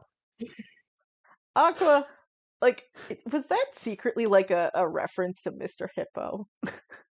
I don't know. Like, I don't think it is, and I'm probably reading too much into it, but that was funny. Because all I picture was I like, mean, I thought it was a joke about how people abuse pharmaceuticals to some extent, oh, but it absolutely was a reference to that, but that's not my point. Because the guy at the counter tries to like have a nice conversation with him, and Mike is such a bitter asshole that he just grabs the bag and walks away. I know. It was it was almost kind of funny. Yeah. Um, but where I'm going with this is so like he uses the sleeping pills and he goes to sleep, and then Golden Freddy kind of manipulates that. And he's like, "Oh, well, I mean, you love this dream so much, this idea of this Like perfect family. How about we th- let you go to sleep forever? Don't worry, we'll take care of Abby. You'll never have to worry about anything again, and we'll give you exactly what you want. Just give yeah, us Abby." cuz this is what you want, right? But the This is what you really want. but the thing is, theoretically, what Golden Freddy is saying is you don't really have a choice. You can either give us to her willingly and we'll make your death very quickly and probably while you're knocked out sleeping, on your pills. We'll just kill you while you're sleeping and you'll never know. That'll be the Or nice way that it, we do that. yeah, or we'll take her by force and we'll make you suffer for it. Right. Right. And maybe I'm the only one, aside from you that caught that, but he's diabolical You in know, this the movie. the al- the alternative is that he knew that he was going to refuse eventually, and he was using that to his advantage to get them to all snap out of Afton's control so they could do exactly what happened towards the end. That's the thing is I don't know how to read Golden Freddy cuz it's weird. He is definitely probably more dangerous even than Afton. Yes, But I can agree with that. with that said, he also, like, he never directly kills anybody. Like, there's a lot of As deaths in far this movie, as and far as we know, I'm kind of questioning the aunt though. well, we never get a confirmation at the end of the movie, because I actually have a comment to that I didn't write down on here, and I think I kind of want your opinion of it. Um, Sure. so what's it called? So yeah, obviously Golden Freddy, when he goes and kidnaps Abby, he knocks out the shitty aunt or Yes, kills her, knocks either out. one. He either knocks her We out don't or we kills don't her. actually know. Because she's laying on the floor. It's that one teaser that we saw, the one teaser image, where it's just the aunt's leg with the stilettos on, hanging out the side near the couch. Um, but so, like, he does that, and then he kidnaps Abby, and then at the end of the movie, like the very end, when Mike and Abby go to visit Vanessa in the hospital, Yeah, because she winds up in the hospital. Mike makes a comment where he's like, "This is the best thing that's ever happened in my entire life." Is he happy because she got killed? Did the aunt Yeah, die? it's a possibility. Now, my question is, if she is dead, like if Golden How did Freddy they explain actually that? killed her, yeah, how is Mike not in jail? Yeah, because it was in his house or apartment, whatever you want to call it. Well, that's kind of the reason why I doubt that she's actually dead. And honestly, You know, Aqua, I think what's actually gonna happen, and I don't know if Scott will actually go this cheesy, but he just might. Um, either Scott is gonna reveal that like Mike is related to Vanessa because his aunt is Vanessa's mom. oh, which that would kind of imply that the aunt would be William Afton's Yeah, wife. the ex of yeah, ex Mrs. Afton. Because we don't know like what happened to Vanessa's mom, and they're the only two blondes in the movie. Like bright blonde. Yeah. So that's either going to be like a big twist reveal, Yep. or It's either gonna or be nothing yeah, or it's going to be or nothing, or or if she's not dead, later on in like another movie, they're gonna turn around and be like, "Oh, she meets Springtrap, and for some reason, dead corpses in animatronics is really hot to her." And then she's gonna be like Cruella de Vil in the live action 101 Dalmatians movie, and they're just gonna kill people together. Because somehow I could see it, and then the horse song starts playing in the oh background god. while they go gallivanting and killing kids. Well, here's the thing, because earlier on in the movie with the hooligans, where like the guy, the private investigator hooligan guy, he literally looks her in the face and goes, "Why don't you just pay us to kill Mike Schmidt?" And she considers it, but her lawyer is Yeah, there, and the lawyer's like, I can't be here for this," and she's like, like "Sit I. down." She's Oh like, yeah, "As convenient as that would be, unfortunately, I must decline." And it's right. like, Which means she is not above doing it, but she's trying to avoid getting in trouble. right. So like, that would be interesting. You know, we get Springtrap in another movie, and it's William Afton, and he meets this weird woman, and she's like, "Oh my god, dead corpses in You bunny know, suits, so the hot, would the only kill." the only alternative I can think of that wouldn't have gotten Mike in trouble is that somehow one of the other animatronics dragged the body of the aunt back to the pizzeria with them, and she wound up in another suit. Yeah, but like, they would eventually find her, and you know, at some point, that just makes another monster they have to deal with later, and or Mike still gets arrested because that's his family member and he worked there. Yeah, But like we were talking about earlier, like there is still a chance that Mike Schmidt is an Afton. Because at the end of the movie, so the cuts, actually, before we jump to the end of the movie, the beginning of the movie, that the whole thing with the career counselor thing, William Afton stops midway through a sentence, and we were kind of talking about this earlier. He stops midway through a sentence because he's looking over Mike's applications, and he realizes what Mike's last name is. And I don't know if it's implied that they live in a small town or whatever. Or it's just chance that everything fell into place like that. Yeah. So the thing is that words, please. He stops mid-sentence as if he recognized the name. And then we find out at the end of the movie that he did recognize the name, and he figured out that the kid he Yes. killed years ago is related to Mike, because he specifically says, I got to kill your brother, and now I'm gonna kill you. Yeah, now I get to kill you and your sister. Right, and your sister. Yeah, I get to just kill the whole family, and he gets really fucking excited about it. But that also begs the question again, theory that in the background, maybe Scott hasn't told us yet, but maybe there is a related connection somewhere. If Vanessa and Mike are cousins, maybe Which they could be. they could be. If, this is a very silly theory, and again, there's not really much evidence for it until maybe there will be in another movie. Yeah. We'll have to see what Scott has to say in the future. Scott could do anything at this point, and I would just put my head down and just go, Scott, please stop. Please Oh, stop. you Help. mean like what he did with Matt Pat in the movie? Of course, Matt Pat had to say, well, that's just a theory. Of course he had to. That fucking scene. It made me laugh openly when we heard that.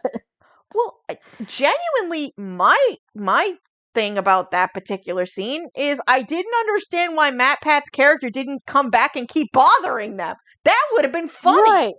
It was only there for like 2 seconds, and I'm like, why was he just there for only 2 seconds? He could have been there for so much longer, and it might have made it an It would have entertaining scene. look, Aqua, it would have been so fucking funny if, as they're trying to do evil conniving business shit, Is every that 5 seconds Matt he's kept just coming up, interrupting? he's interrupting them, coming back and making like game theory meme jokes every 5 seconds. Well, That it would have would been be funny. it would be food theory jokes because they're in a cafe, probably. That's not the point. Like, it would have been funny if he just came back and kept bothering them and interrupted their evil business meeting. And it would have been so in character for a game series like FNAF, like to have a joke like that. Yeah. It would have been way, way funny. I mean, as long as it was written correctly, of course. Otherwise, it would have been very annoying. Right. If if it was done correctly. Yeah, because you can beat a joke to death, but like the one issue I have with the whole joke, but it's just a theory, is that it's a one-liner and then Matt Pat's character is gone. It would be different Right. if he had the one-liner and then he comes back at the end of the conversation to bother them some more, at least one more time. That would have been Right. acceptable. Now, if he Yes. kept interrupting it to the point that the plot wasn't progressing, yeah, that would have been annoying. Mm. I don't know. It's just a theory. Yeah, at least doing it maybe once or twice would have been at least funny. Oh yeah, for sure. But the idea that like Mike possibly still being an Afton somehow, because the first thing I said to you when we got in the theater is I had said, I made the joke about the immortal and the restless. I was like, oh, Clara, the baby isn't mine, Yeah, the moment we saw Afton looking at the paperwork as if he recognized the name, we thought immediately it was because of that. Right, that maybe it's like, oh, it's my stepson. Shit. It's my stepson. What the fuck do I do? And then immediately tries to force his special job on the child. It's like, yeah, this is an excuse to get my stepchild to go to Freddy's. Um, Jumping back to Golden Freddy real quick, I guess what we were getting at before is that it's interesting that we never actually see Golden Freddy kill anyone. Yeah. Like, there's a chance he killed the aunt, but on screen he never kills anybody, which is interesting when you contrast him to, like, the other four characters. Like, Foxy is just Oh, yeah. fucking ruthless. Foxy's just murdering everybody, or attempting to. Yeah, and the other ones, for whatever kills we were able to see, they were a bit brutal, especially Cupcake. The most aggressive fucking animatronics in this movie were literally Chica and Foxy. Oh, and I loved their fucking expressions. They looked so cocky. Right, right. Like, don't get me wrong, Bonnie and Freddy both get kills in this movie, but Freddy is the least aggressive animatronic in this movie, which had me curious. I mean, I just saw the way that Chica narrowed their eyes and the Cupcake too at the same time, and I was just like, oh, okay. That guy's fucked. He pissed off the chicken.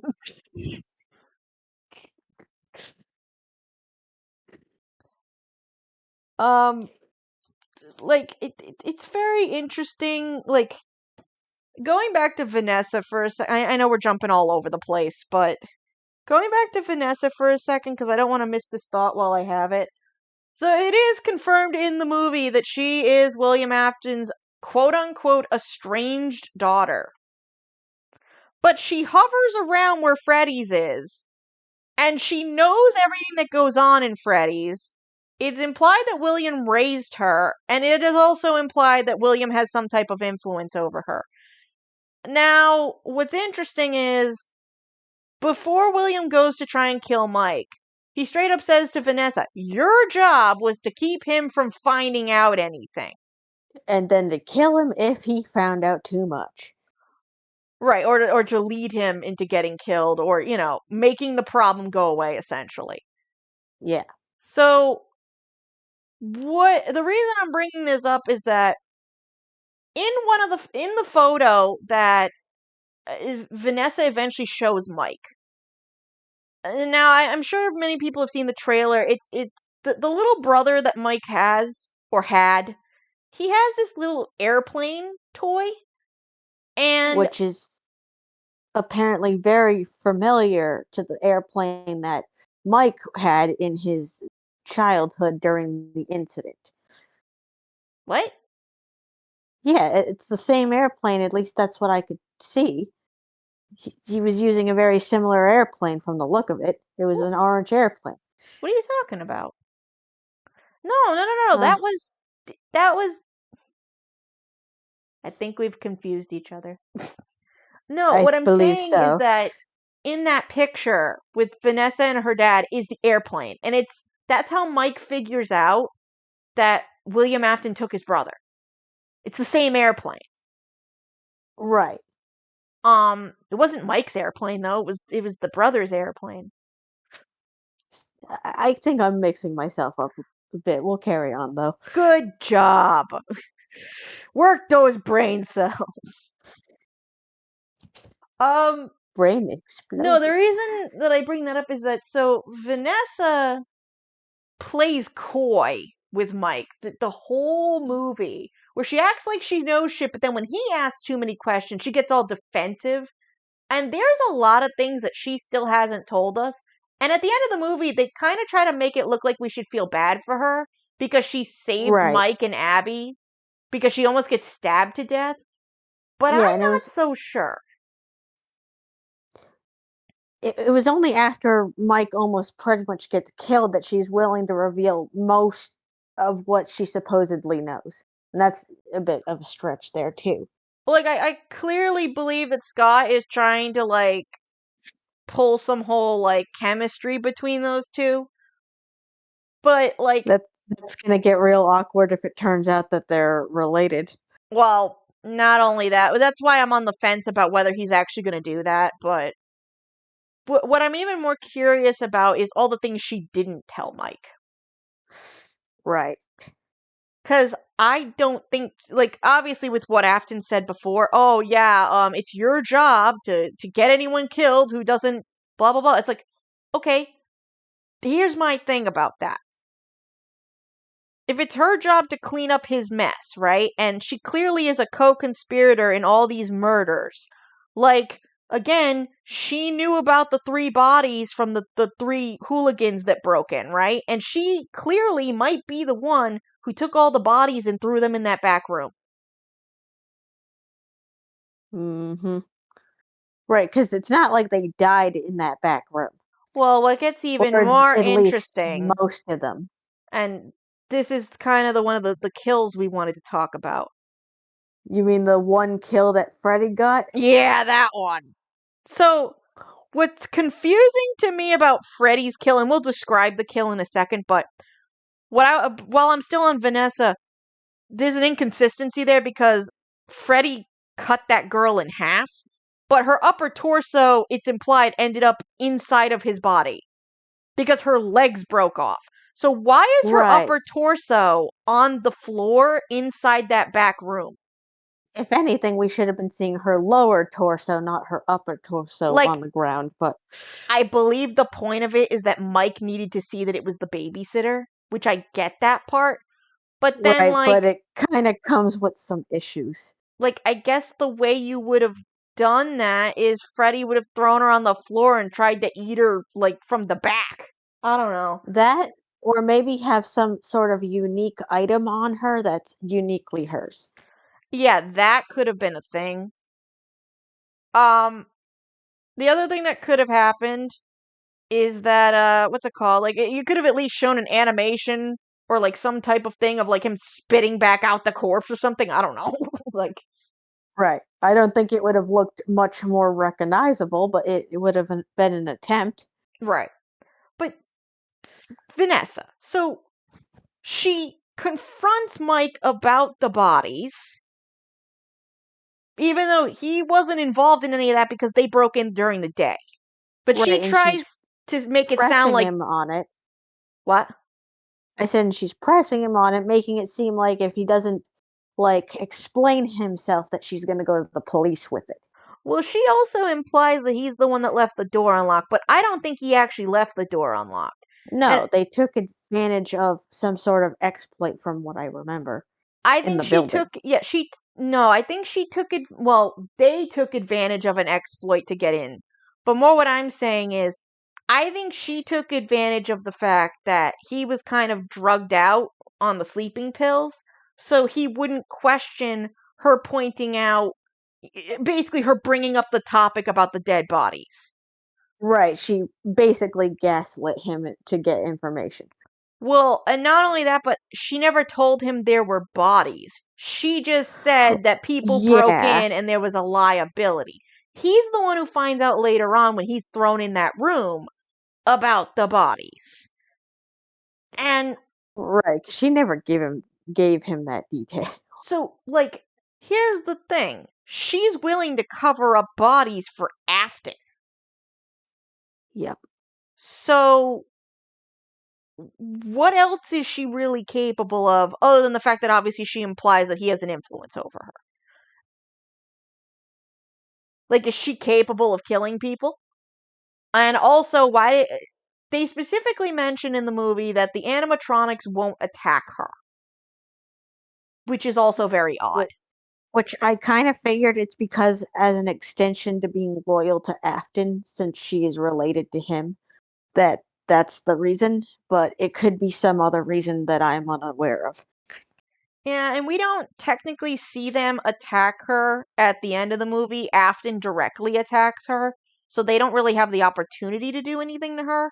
But I'm just curious if that's going to have a major impact if there is a sequel. Hmm. Uh, I had something I was going to transition into for that. Um, in terms of what that says about. Yeah. Oh, we were gonna. Yeah, so Freddy's kill. That's what it was. Freddy! The That most fucking impressive kill. kill. Holy shit, yes. So, in the trailer, they Pro- show the whole scene where the woman is being. The woman is sneaking around inside Freddy's. They don't show us how she got there, but she's sneaking around inside of Freddy's, and then she looks inside Freddy's mouth, and a hand reaches out and grabs at her, and it's a jump scare. They don't show you the rest of that scene, but what's interesting is the build up to and then what hmm happens after.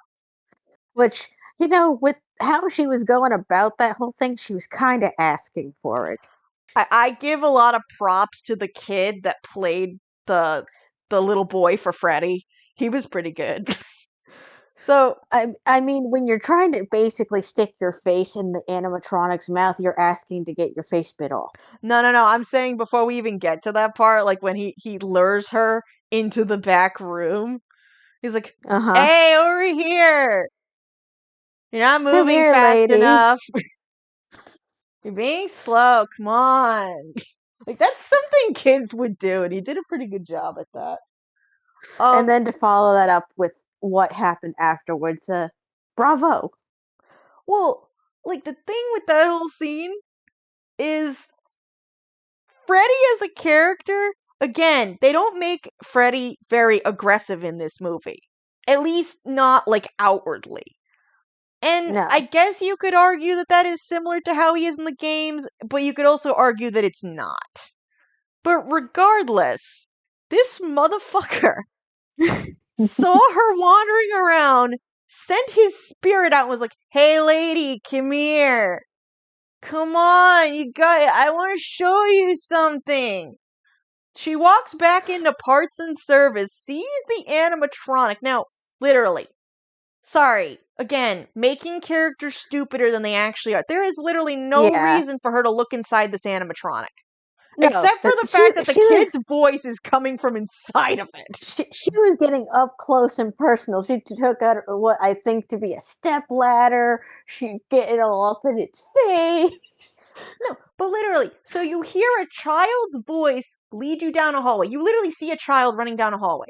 And then you come into a back room, and there's an animatronic in the center of the room, and all you hear is a voice coming from inside the animatronic going, "Hey, in here." It's like, Like no. which y- you know, she doesn't know this kid. Sure, No. it's a small child. She has no reason to follow him.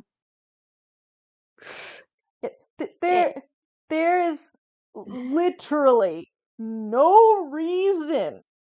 None. Especially since the whole reason I'd assume she walked in there was to look for the others that had come in there. Yeah, she was probably looking for the people she came there with, which, the hooligans. So, I know we didn't really explain this part, but essentially, they're breaking into Freddy's because the aunt wants Mike to lose his job so she'll get custody of Abby. Because if he So doesn't they have a were, job, then he yeah. can't pay for everything, and therefore he's unfit to take care of her. So she had that group go in there to ransack the place essentially. Yeah, and she basically told them they could steal whatever they wanted while they were there, break it up as much as possible to make him look bad. Then the animatronics go on this whole freaking, montage of just killing off all of these people for breaking into the building. And, Mm-hmm. like, when it gets to this girl, she was in the car. This is also the same girl that's the Oh, babysitter. the getaway driver. Yeah, she decides to be the getaway driver. She has no reason to go in this building, but her friends never come back. So you'd think at that point you would just get the fuck out of there, but no. Right, Nah, they she can find doesn't. their own way home. She goes in the building, stupid thing number one. Stupid thing number two, she follows random child running around the building.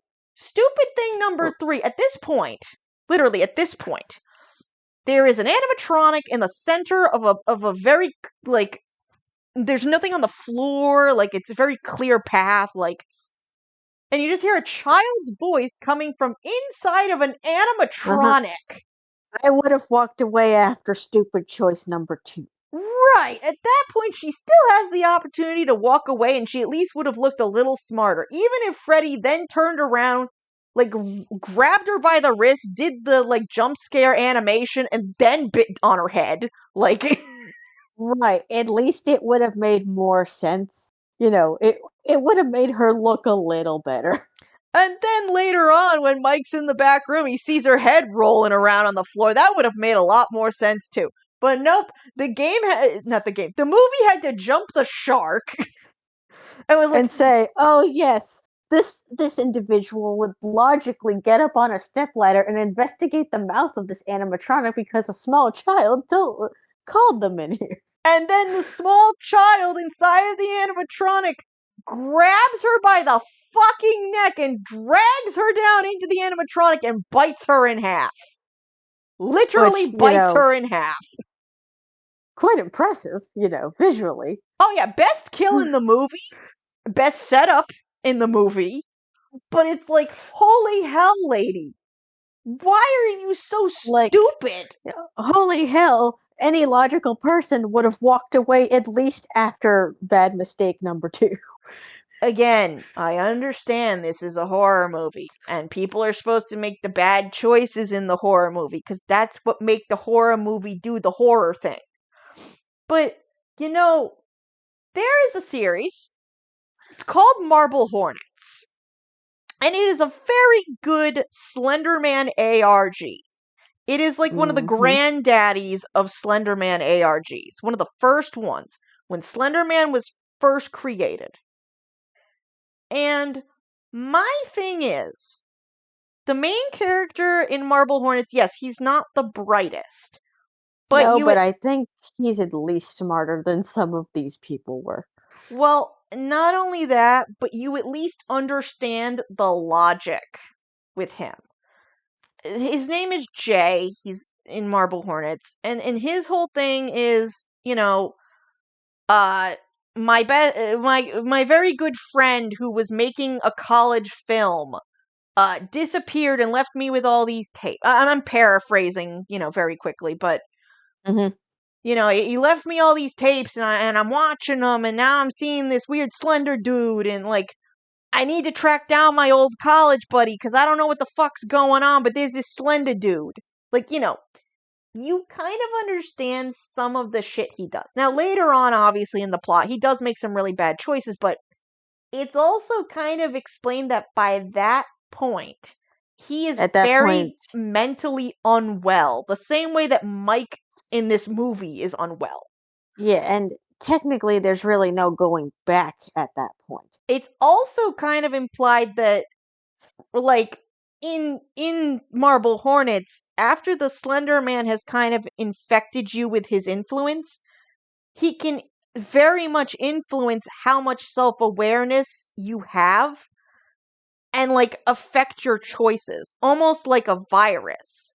So, Now, you I know, I kind of get the impression that to some extent he runs on bye-bye man logic.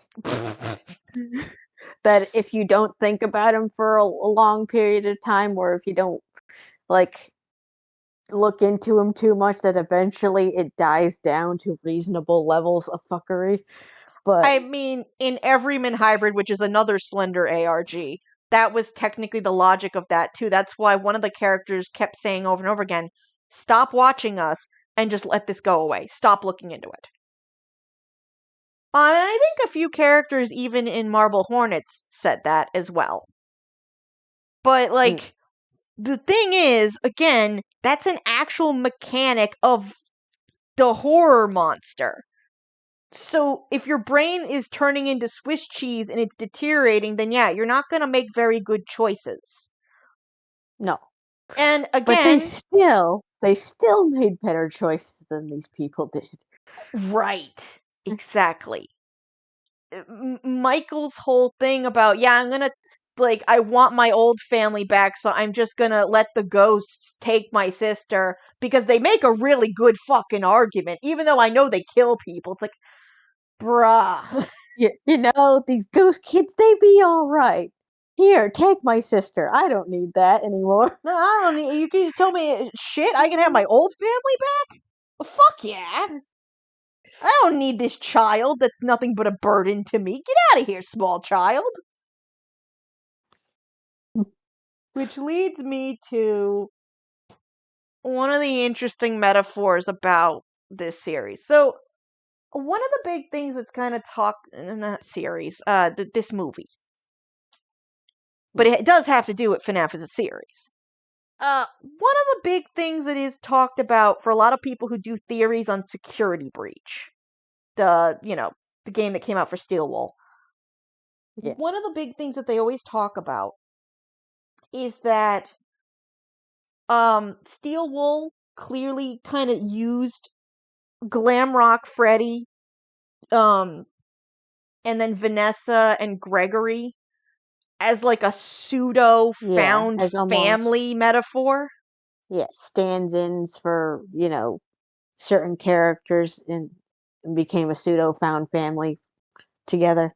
Right. What's very interesting is that at the end of this movie, when Vanessa is still in the hospital, because the movie ends with her in the hospital still unconscious. She hasn't woken up yet from being almost stabbed to death by William Afton.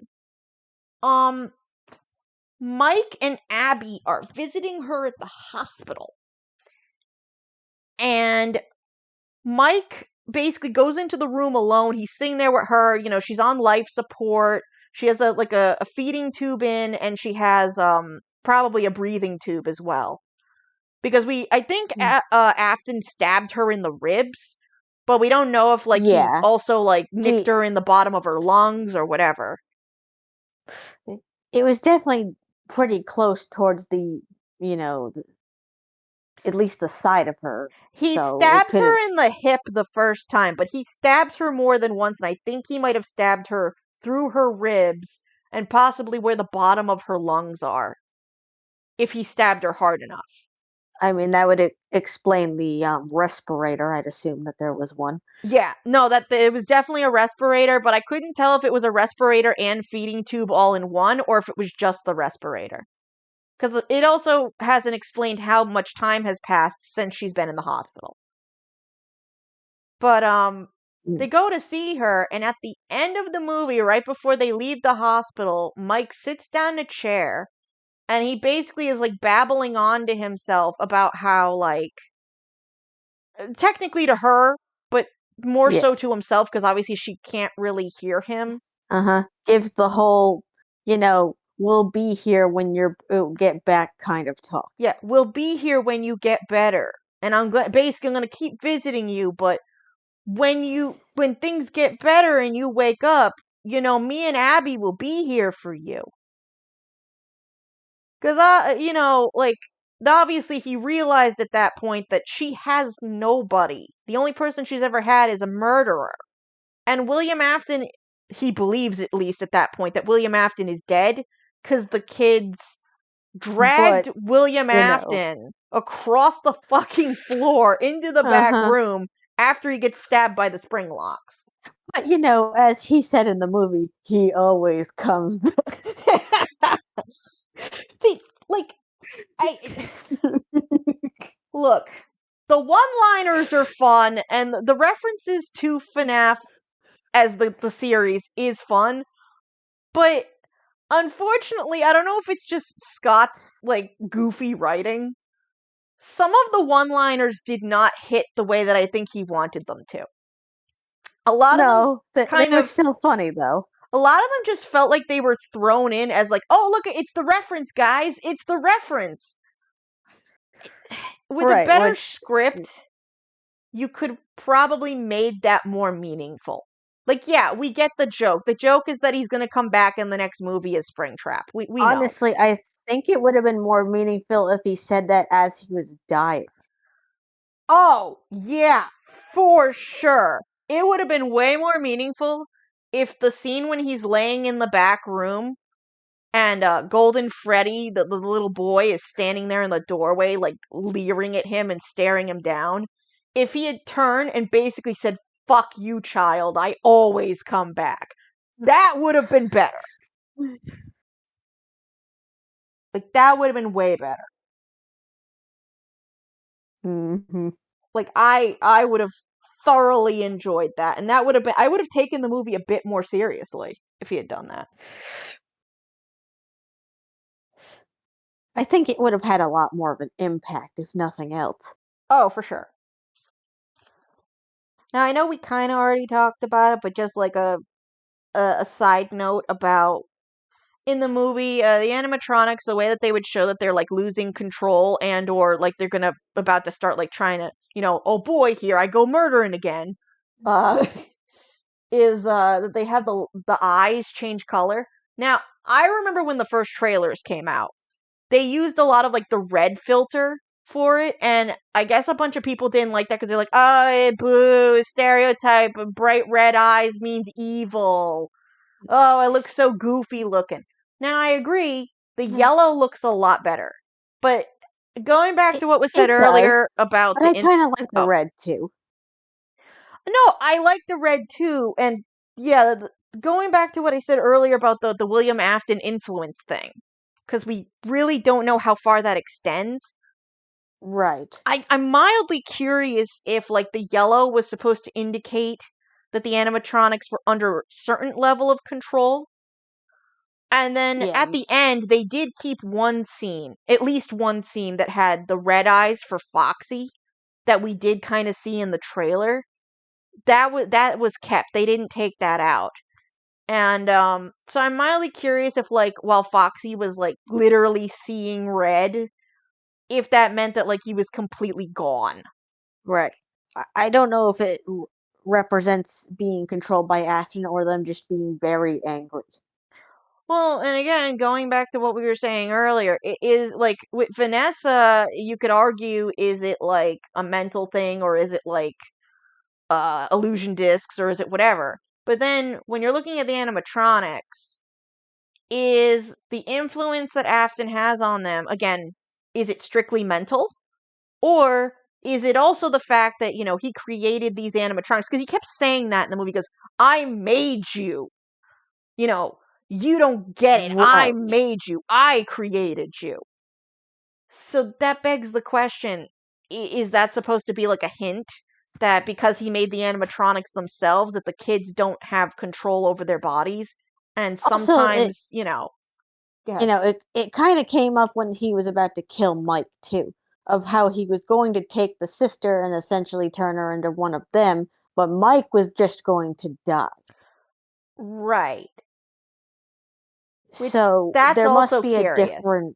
must be a different process. It's not just them dying. So, what does he actually do? Again, if you look at the books will argue that it's agony because it's how he killed them, and then he makes the stupid fucking remnant slurry and then injects it into shit. And but again, we don't know what rules we're playing by right now because the books, the Right? Because games, and the other books, they all have different the rules. the rules for the movie could be completely different. Yeah, so we're gonna have to play it by ear until we see what he's going for with this. I Because mean, again, we still need to figure out the magic cork board. or, randomly Chica's magic rainbow on the ice cream machine in the mall. Like that's another thing I'm curious about. Is that like a Fazbear mall? Cuz they imply that it can't be at the beginning of the movie because if he was already Or like working for perhaps Fazbear, perhaps that ice cream place is just owned by Fazbear Entertainment. who knows? Like, some stuff clearly was just references. But like we don't know how this universe works yet. That's the worst part. We just don't know how the movie universe is going to work yet. There's too many things that we don't know that we can't answer or have no answers to. And again, it's fine to theorize. Um I think it's a big mistake if any of the theorists are going to like immediately try to like use the movie to solve shit. I mean there is some interesting possibilities like I mentioned earlier. I think this would be interesting if this is supposed to be a confirmation that Michael Afton in the games could be a stepson to William Afton. and that would make sense as to why, the Immortal and the Restless, the baby isn't mine. Mm. It would confirm like a few things. Or the implication, because we are literally told in this movie, yeah, Vanessa is the estranged daughter of William Afton. Does that mean that Vanny/Vanessa from Security Breach is another one of Afton's kids? Like, literally, she's not a stand-in for Elizabeth. She's an actual daughter? Like, And if so, you is there know. other estranged children he has littered around elsewhere? How many fucking kids does William Afton have? Stop breeding. Stop it. Get some help.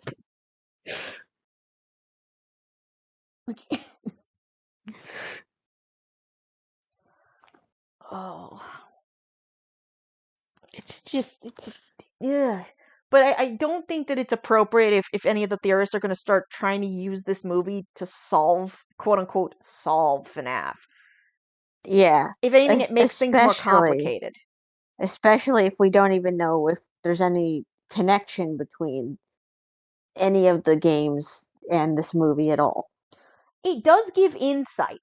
I will say that much. If Scott intended for some of the stuff that we've talked about tonight to be insight into the series, like what he's done with the book series, then like that's cool. Yeah, and that would be You know, perfectly fine. But I would like it if Scott was able to actually confirm that first before anyone jumps the gun. again, that's kind of Scott's problem. He doesn't like to confirm anything. Yep. Scott, please. Um, Scotty boy. Scotty boy. I guess the last thing we really need to talk about here is the credits. Oh yes. One of which is I really appreciate this that they included a song from the Living Tombstone as part of that. Look, the fact that they licensed Five Nights at Freddy's, the song from Living Tombstone, was really cool. Like, but what I thought would have been even cooler is that the day that FNAF came out, um, the Living Tombstone updated their channel with a cover of that song specifically. Right. And it And would have been really cool if they used both. yeah, if they had licensed that version, the version that came out the day that the movie came out, on Yohav's channel, the co-op that he did with that other band, that Mm. version feels like a horror movie ending song. Yeah. And I genuinely would have loved if that version was the version that we heard at the end of the movie. Yeah. Not But that I'm complaining about the one that they used, but the yeah, other one I think would have been more appropriate, probably. right. I was gonna say, with that said, I understand why it was that one. And I appreciate the fact that Scott and Blumhouse went out of their way to license a song, probably one of the first FNAF fan songs to ever exist. Uh, Like, I know it's amazing. the history of that song is actually insane for how And long it has existed. that kind of implies that maybe later down the road when they make more movies, they're probably going to license other songs from The Living Tombstone, possibly. Or just the FNAF community in general, which again, I appreciate that. That'd be cool. Yeah, I think it'd be pretty awesome. Um, but now we have to talk about the final part of the credits. The thing that might hint at potentially a certain character, Yeah, so there is one ending, like, not quite an ending credit scene. It's just a joke with Corey X Kenshin. which still funny, but Oh, that was funny. But after that clip, there is a song that plays in the credits before the ending. At first, we thought there was going to be an end credit scene, but there is not. It's just the one joke scene with Koryuk's No. Kenshin. But the song they used definitely seemed to possibly be a hint at something. So, for anyone who doesn't know, FNAF 2, the music box theme for the marionette, the puppet, that song is called My Grandfather's Clock, and it is a very, very traditional song. And the reason why Scott was so readily able to get it to use in FNAF 2 is it's, not I think it's public domain. But because it is Yeah. public domain, it was a very common song that you would see used on music boxes, which is why Scott was able to get a music box version for the marionette. Which, it's a very pretty melody in my opinion. So, Right. Well, a remastered version that was clearly made for the movie of My Grandfather's Clock is the last song that you hear on the credits before the movie ends. And if that is Scott's way of hinting at a sequel that will have the yeah. puppet as a character Yeah, without actually possibly giving us an po- end credit scene, that's very clever.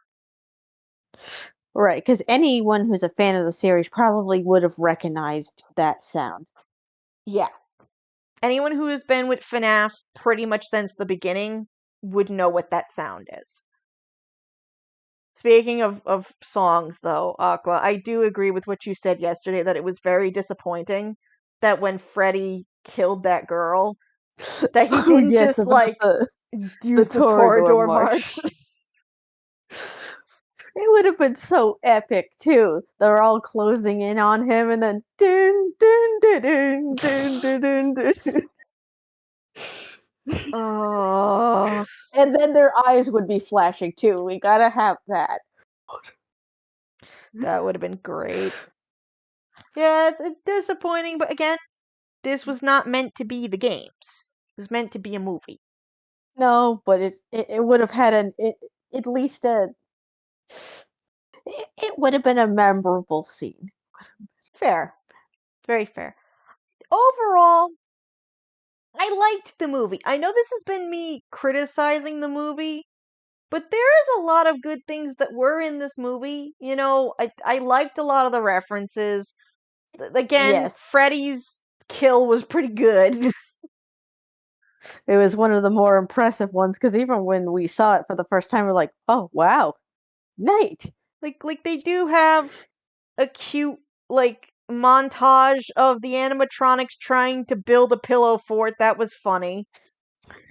Like Yeah, and for a moment, just for a moment, I thought this was going to be a sort of bonding film between them and the animatronics to rise up against Afton. that would have been nice. Unfortunately, that was ruined very quickly. And again, that's another one of those scenes where it's like, I would have liked some wholesomeness like that, but it quickly deteriorated. I mean, to be fair, you're watching a horror film. I So, know, but you can still look. You can still do scenes like that, and even add the creepy stuff to it. But right. it felt like in that particular scene, they went from thing good to thing bad very quickly. Yeah. 0 to 100, essentially. And not even like in a warranted way either, you know? Like, oh, yay, happy fun times hanging out. Give us your sister. Yeah, like, yeah, yeah.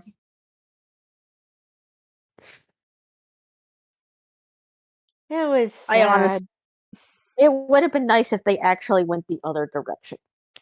I mean, Yeah, I know it's not something you would have expected from the FNAF film, but it would have been nice.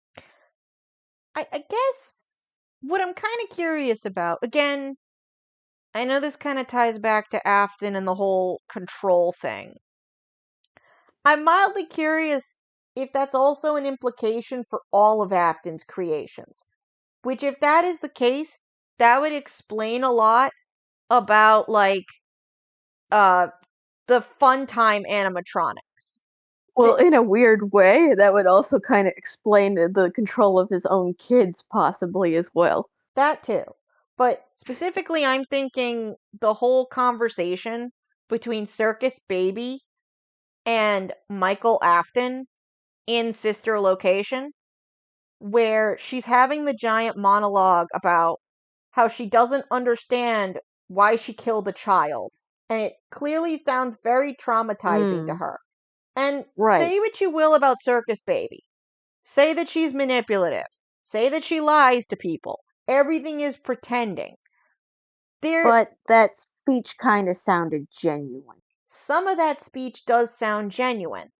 Because just because someone is a pathological liar doesn't mean that everything they say is a lie. There can always be a kernel of truth in anything. And I'm mildly curious if, you know, the whole thing with Circus Baby and Sister Location, where she goes on the long tangent about she's counting the kids, because she's very Mm, specific. Like, yeah. she does the whole, Might there were be 5, then 4, then 3, then 2. That's something a robot does, where they're keeping track of how many kids there are until there's only one, if that's part of the programming. right. Assuming this isn't Elizabeth just speaking. Right, assuming that it's not necessarily Elizabeth and we're talking actual Circus Baby. That is a terrifying concept. That, Circus Baby was just doing Circus Baby things, and then her whole body seizes up and kills a kid, and she genuinely had no control over it. Uh huh. Genuinely. Assumingly, just because Afton wanted her to. Right. But she also killed the wrong kid, and that leads to the whole thing with Elizabeth. That also implies that the Circus Baby we are talking to in Sister Location is not necessarily the one we see in FNAF 6. Because that one is clearly dominated by Elizabeth Afton. Mm. Whereas the one in Sister Location may be an amalgamation of Baby themselves and Elizabeth. Right. There's 2 people in there, possibly. So you might. And I've kind of thought about this before myself, as someone who has, like, worked on fan fiction and stuff and has a lot of ideas for things I want to publish in the future. And the idea that perhaps Circus Baby uh kind of has split personality due to Elizabeth Afton being inside of her. I mean, not any different than, the original animatronics. Right. Like, Um es- especially s- especially the Freddy in that particular area. Oh boy. Funtime Freddy, I have a lot of theories about. His psychology is interesting to me, because you could then chalk up Funtime Freddy's craziness to the fact that, like, if these things are actually sentient, right? Right, and Genuinely. not just possessed. Right. If these things are actually sentient and you have programmed them to lose control of their bodies and to just straight up fucking murder kids. Right, because they might have similar AIs to the glam rock animatronics at this point. Right, they have personalities and feelings and shit. So, what do you think that does to a sentient being that knows that they have partial involuntary spasms that kill people? And they don't have a way to control it because it's literally out of their control. And then the realization hits them that they're actually programmed to do this shit. And they're not necessarily programmed to like it, though. They're just programmed to do it, which is outside of their sentience. That's It, horrifying. yep, you're essentially forcing an AI to kill against its will, and this AI developed feelings. Right. So, and again, the Funtime animatronics have always been a very interesting group of animatronics for that reason. But it literally has me curious. Again, due to some of the things we kind of saw in this movie, where like you have these animatronics that are possessed by kids, and that is the primary sentience, is the ghost children. But the Yeah. idea that their limitations can actually be hindered by the programming. Yeah, it brings some very serious implications if that's the case. Well, I mean, because they could clearly be hindered by being electrocuted, like, controlled shock. The controlled show. But then at the same time, they also got back up as if nothing was wrong after the controlled shock. And you can't really argue whether that's the actual animatronics themselves.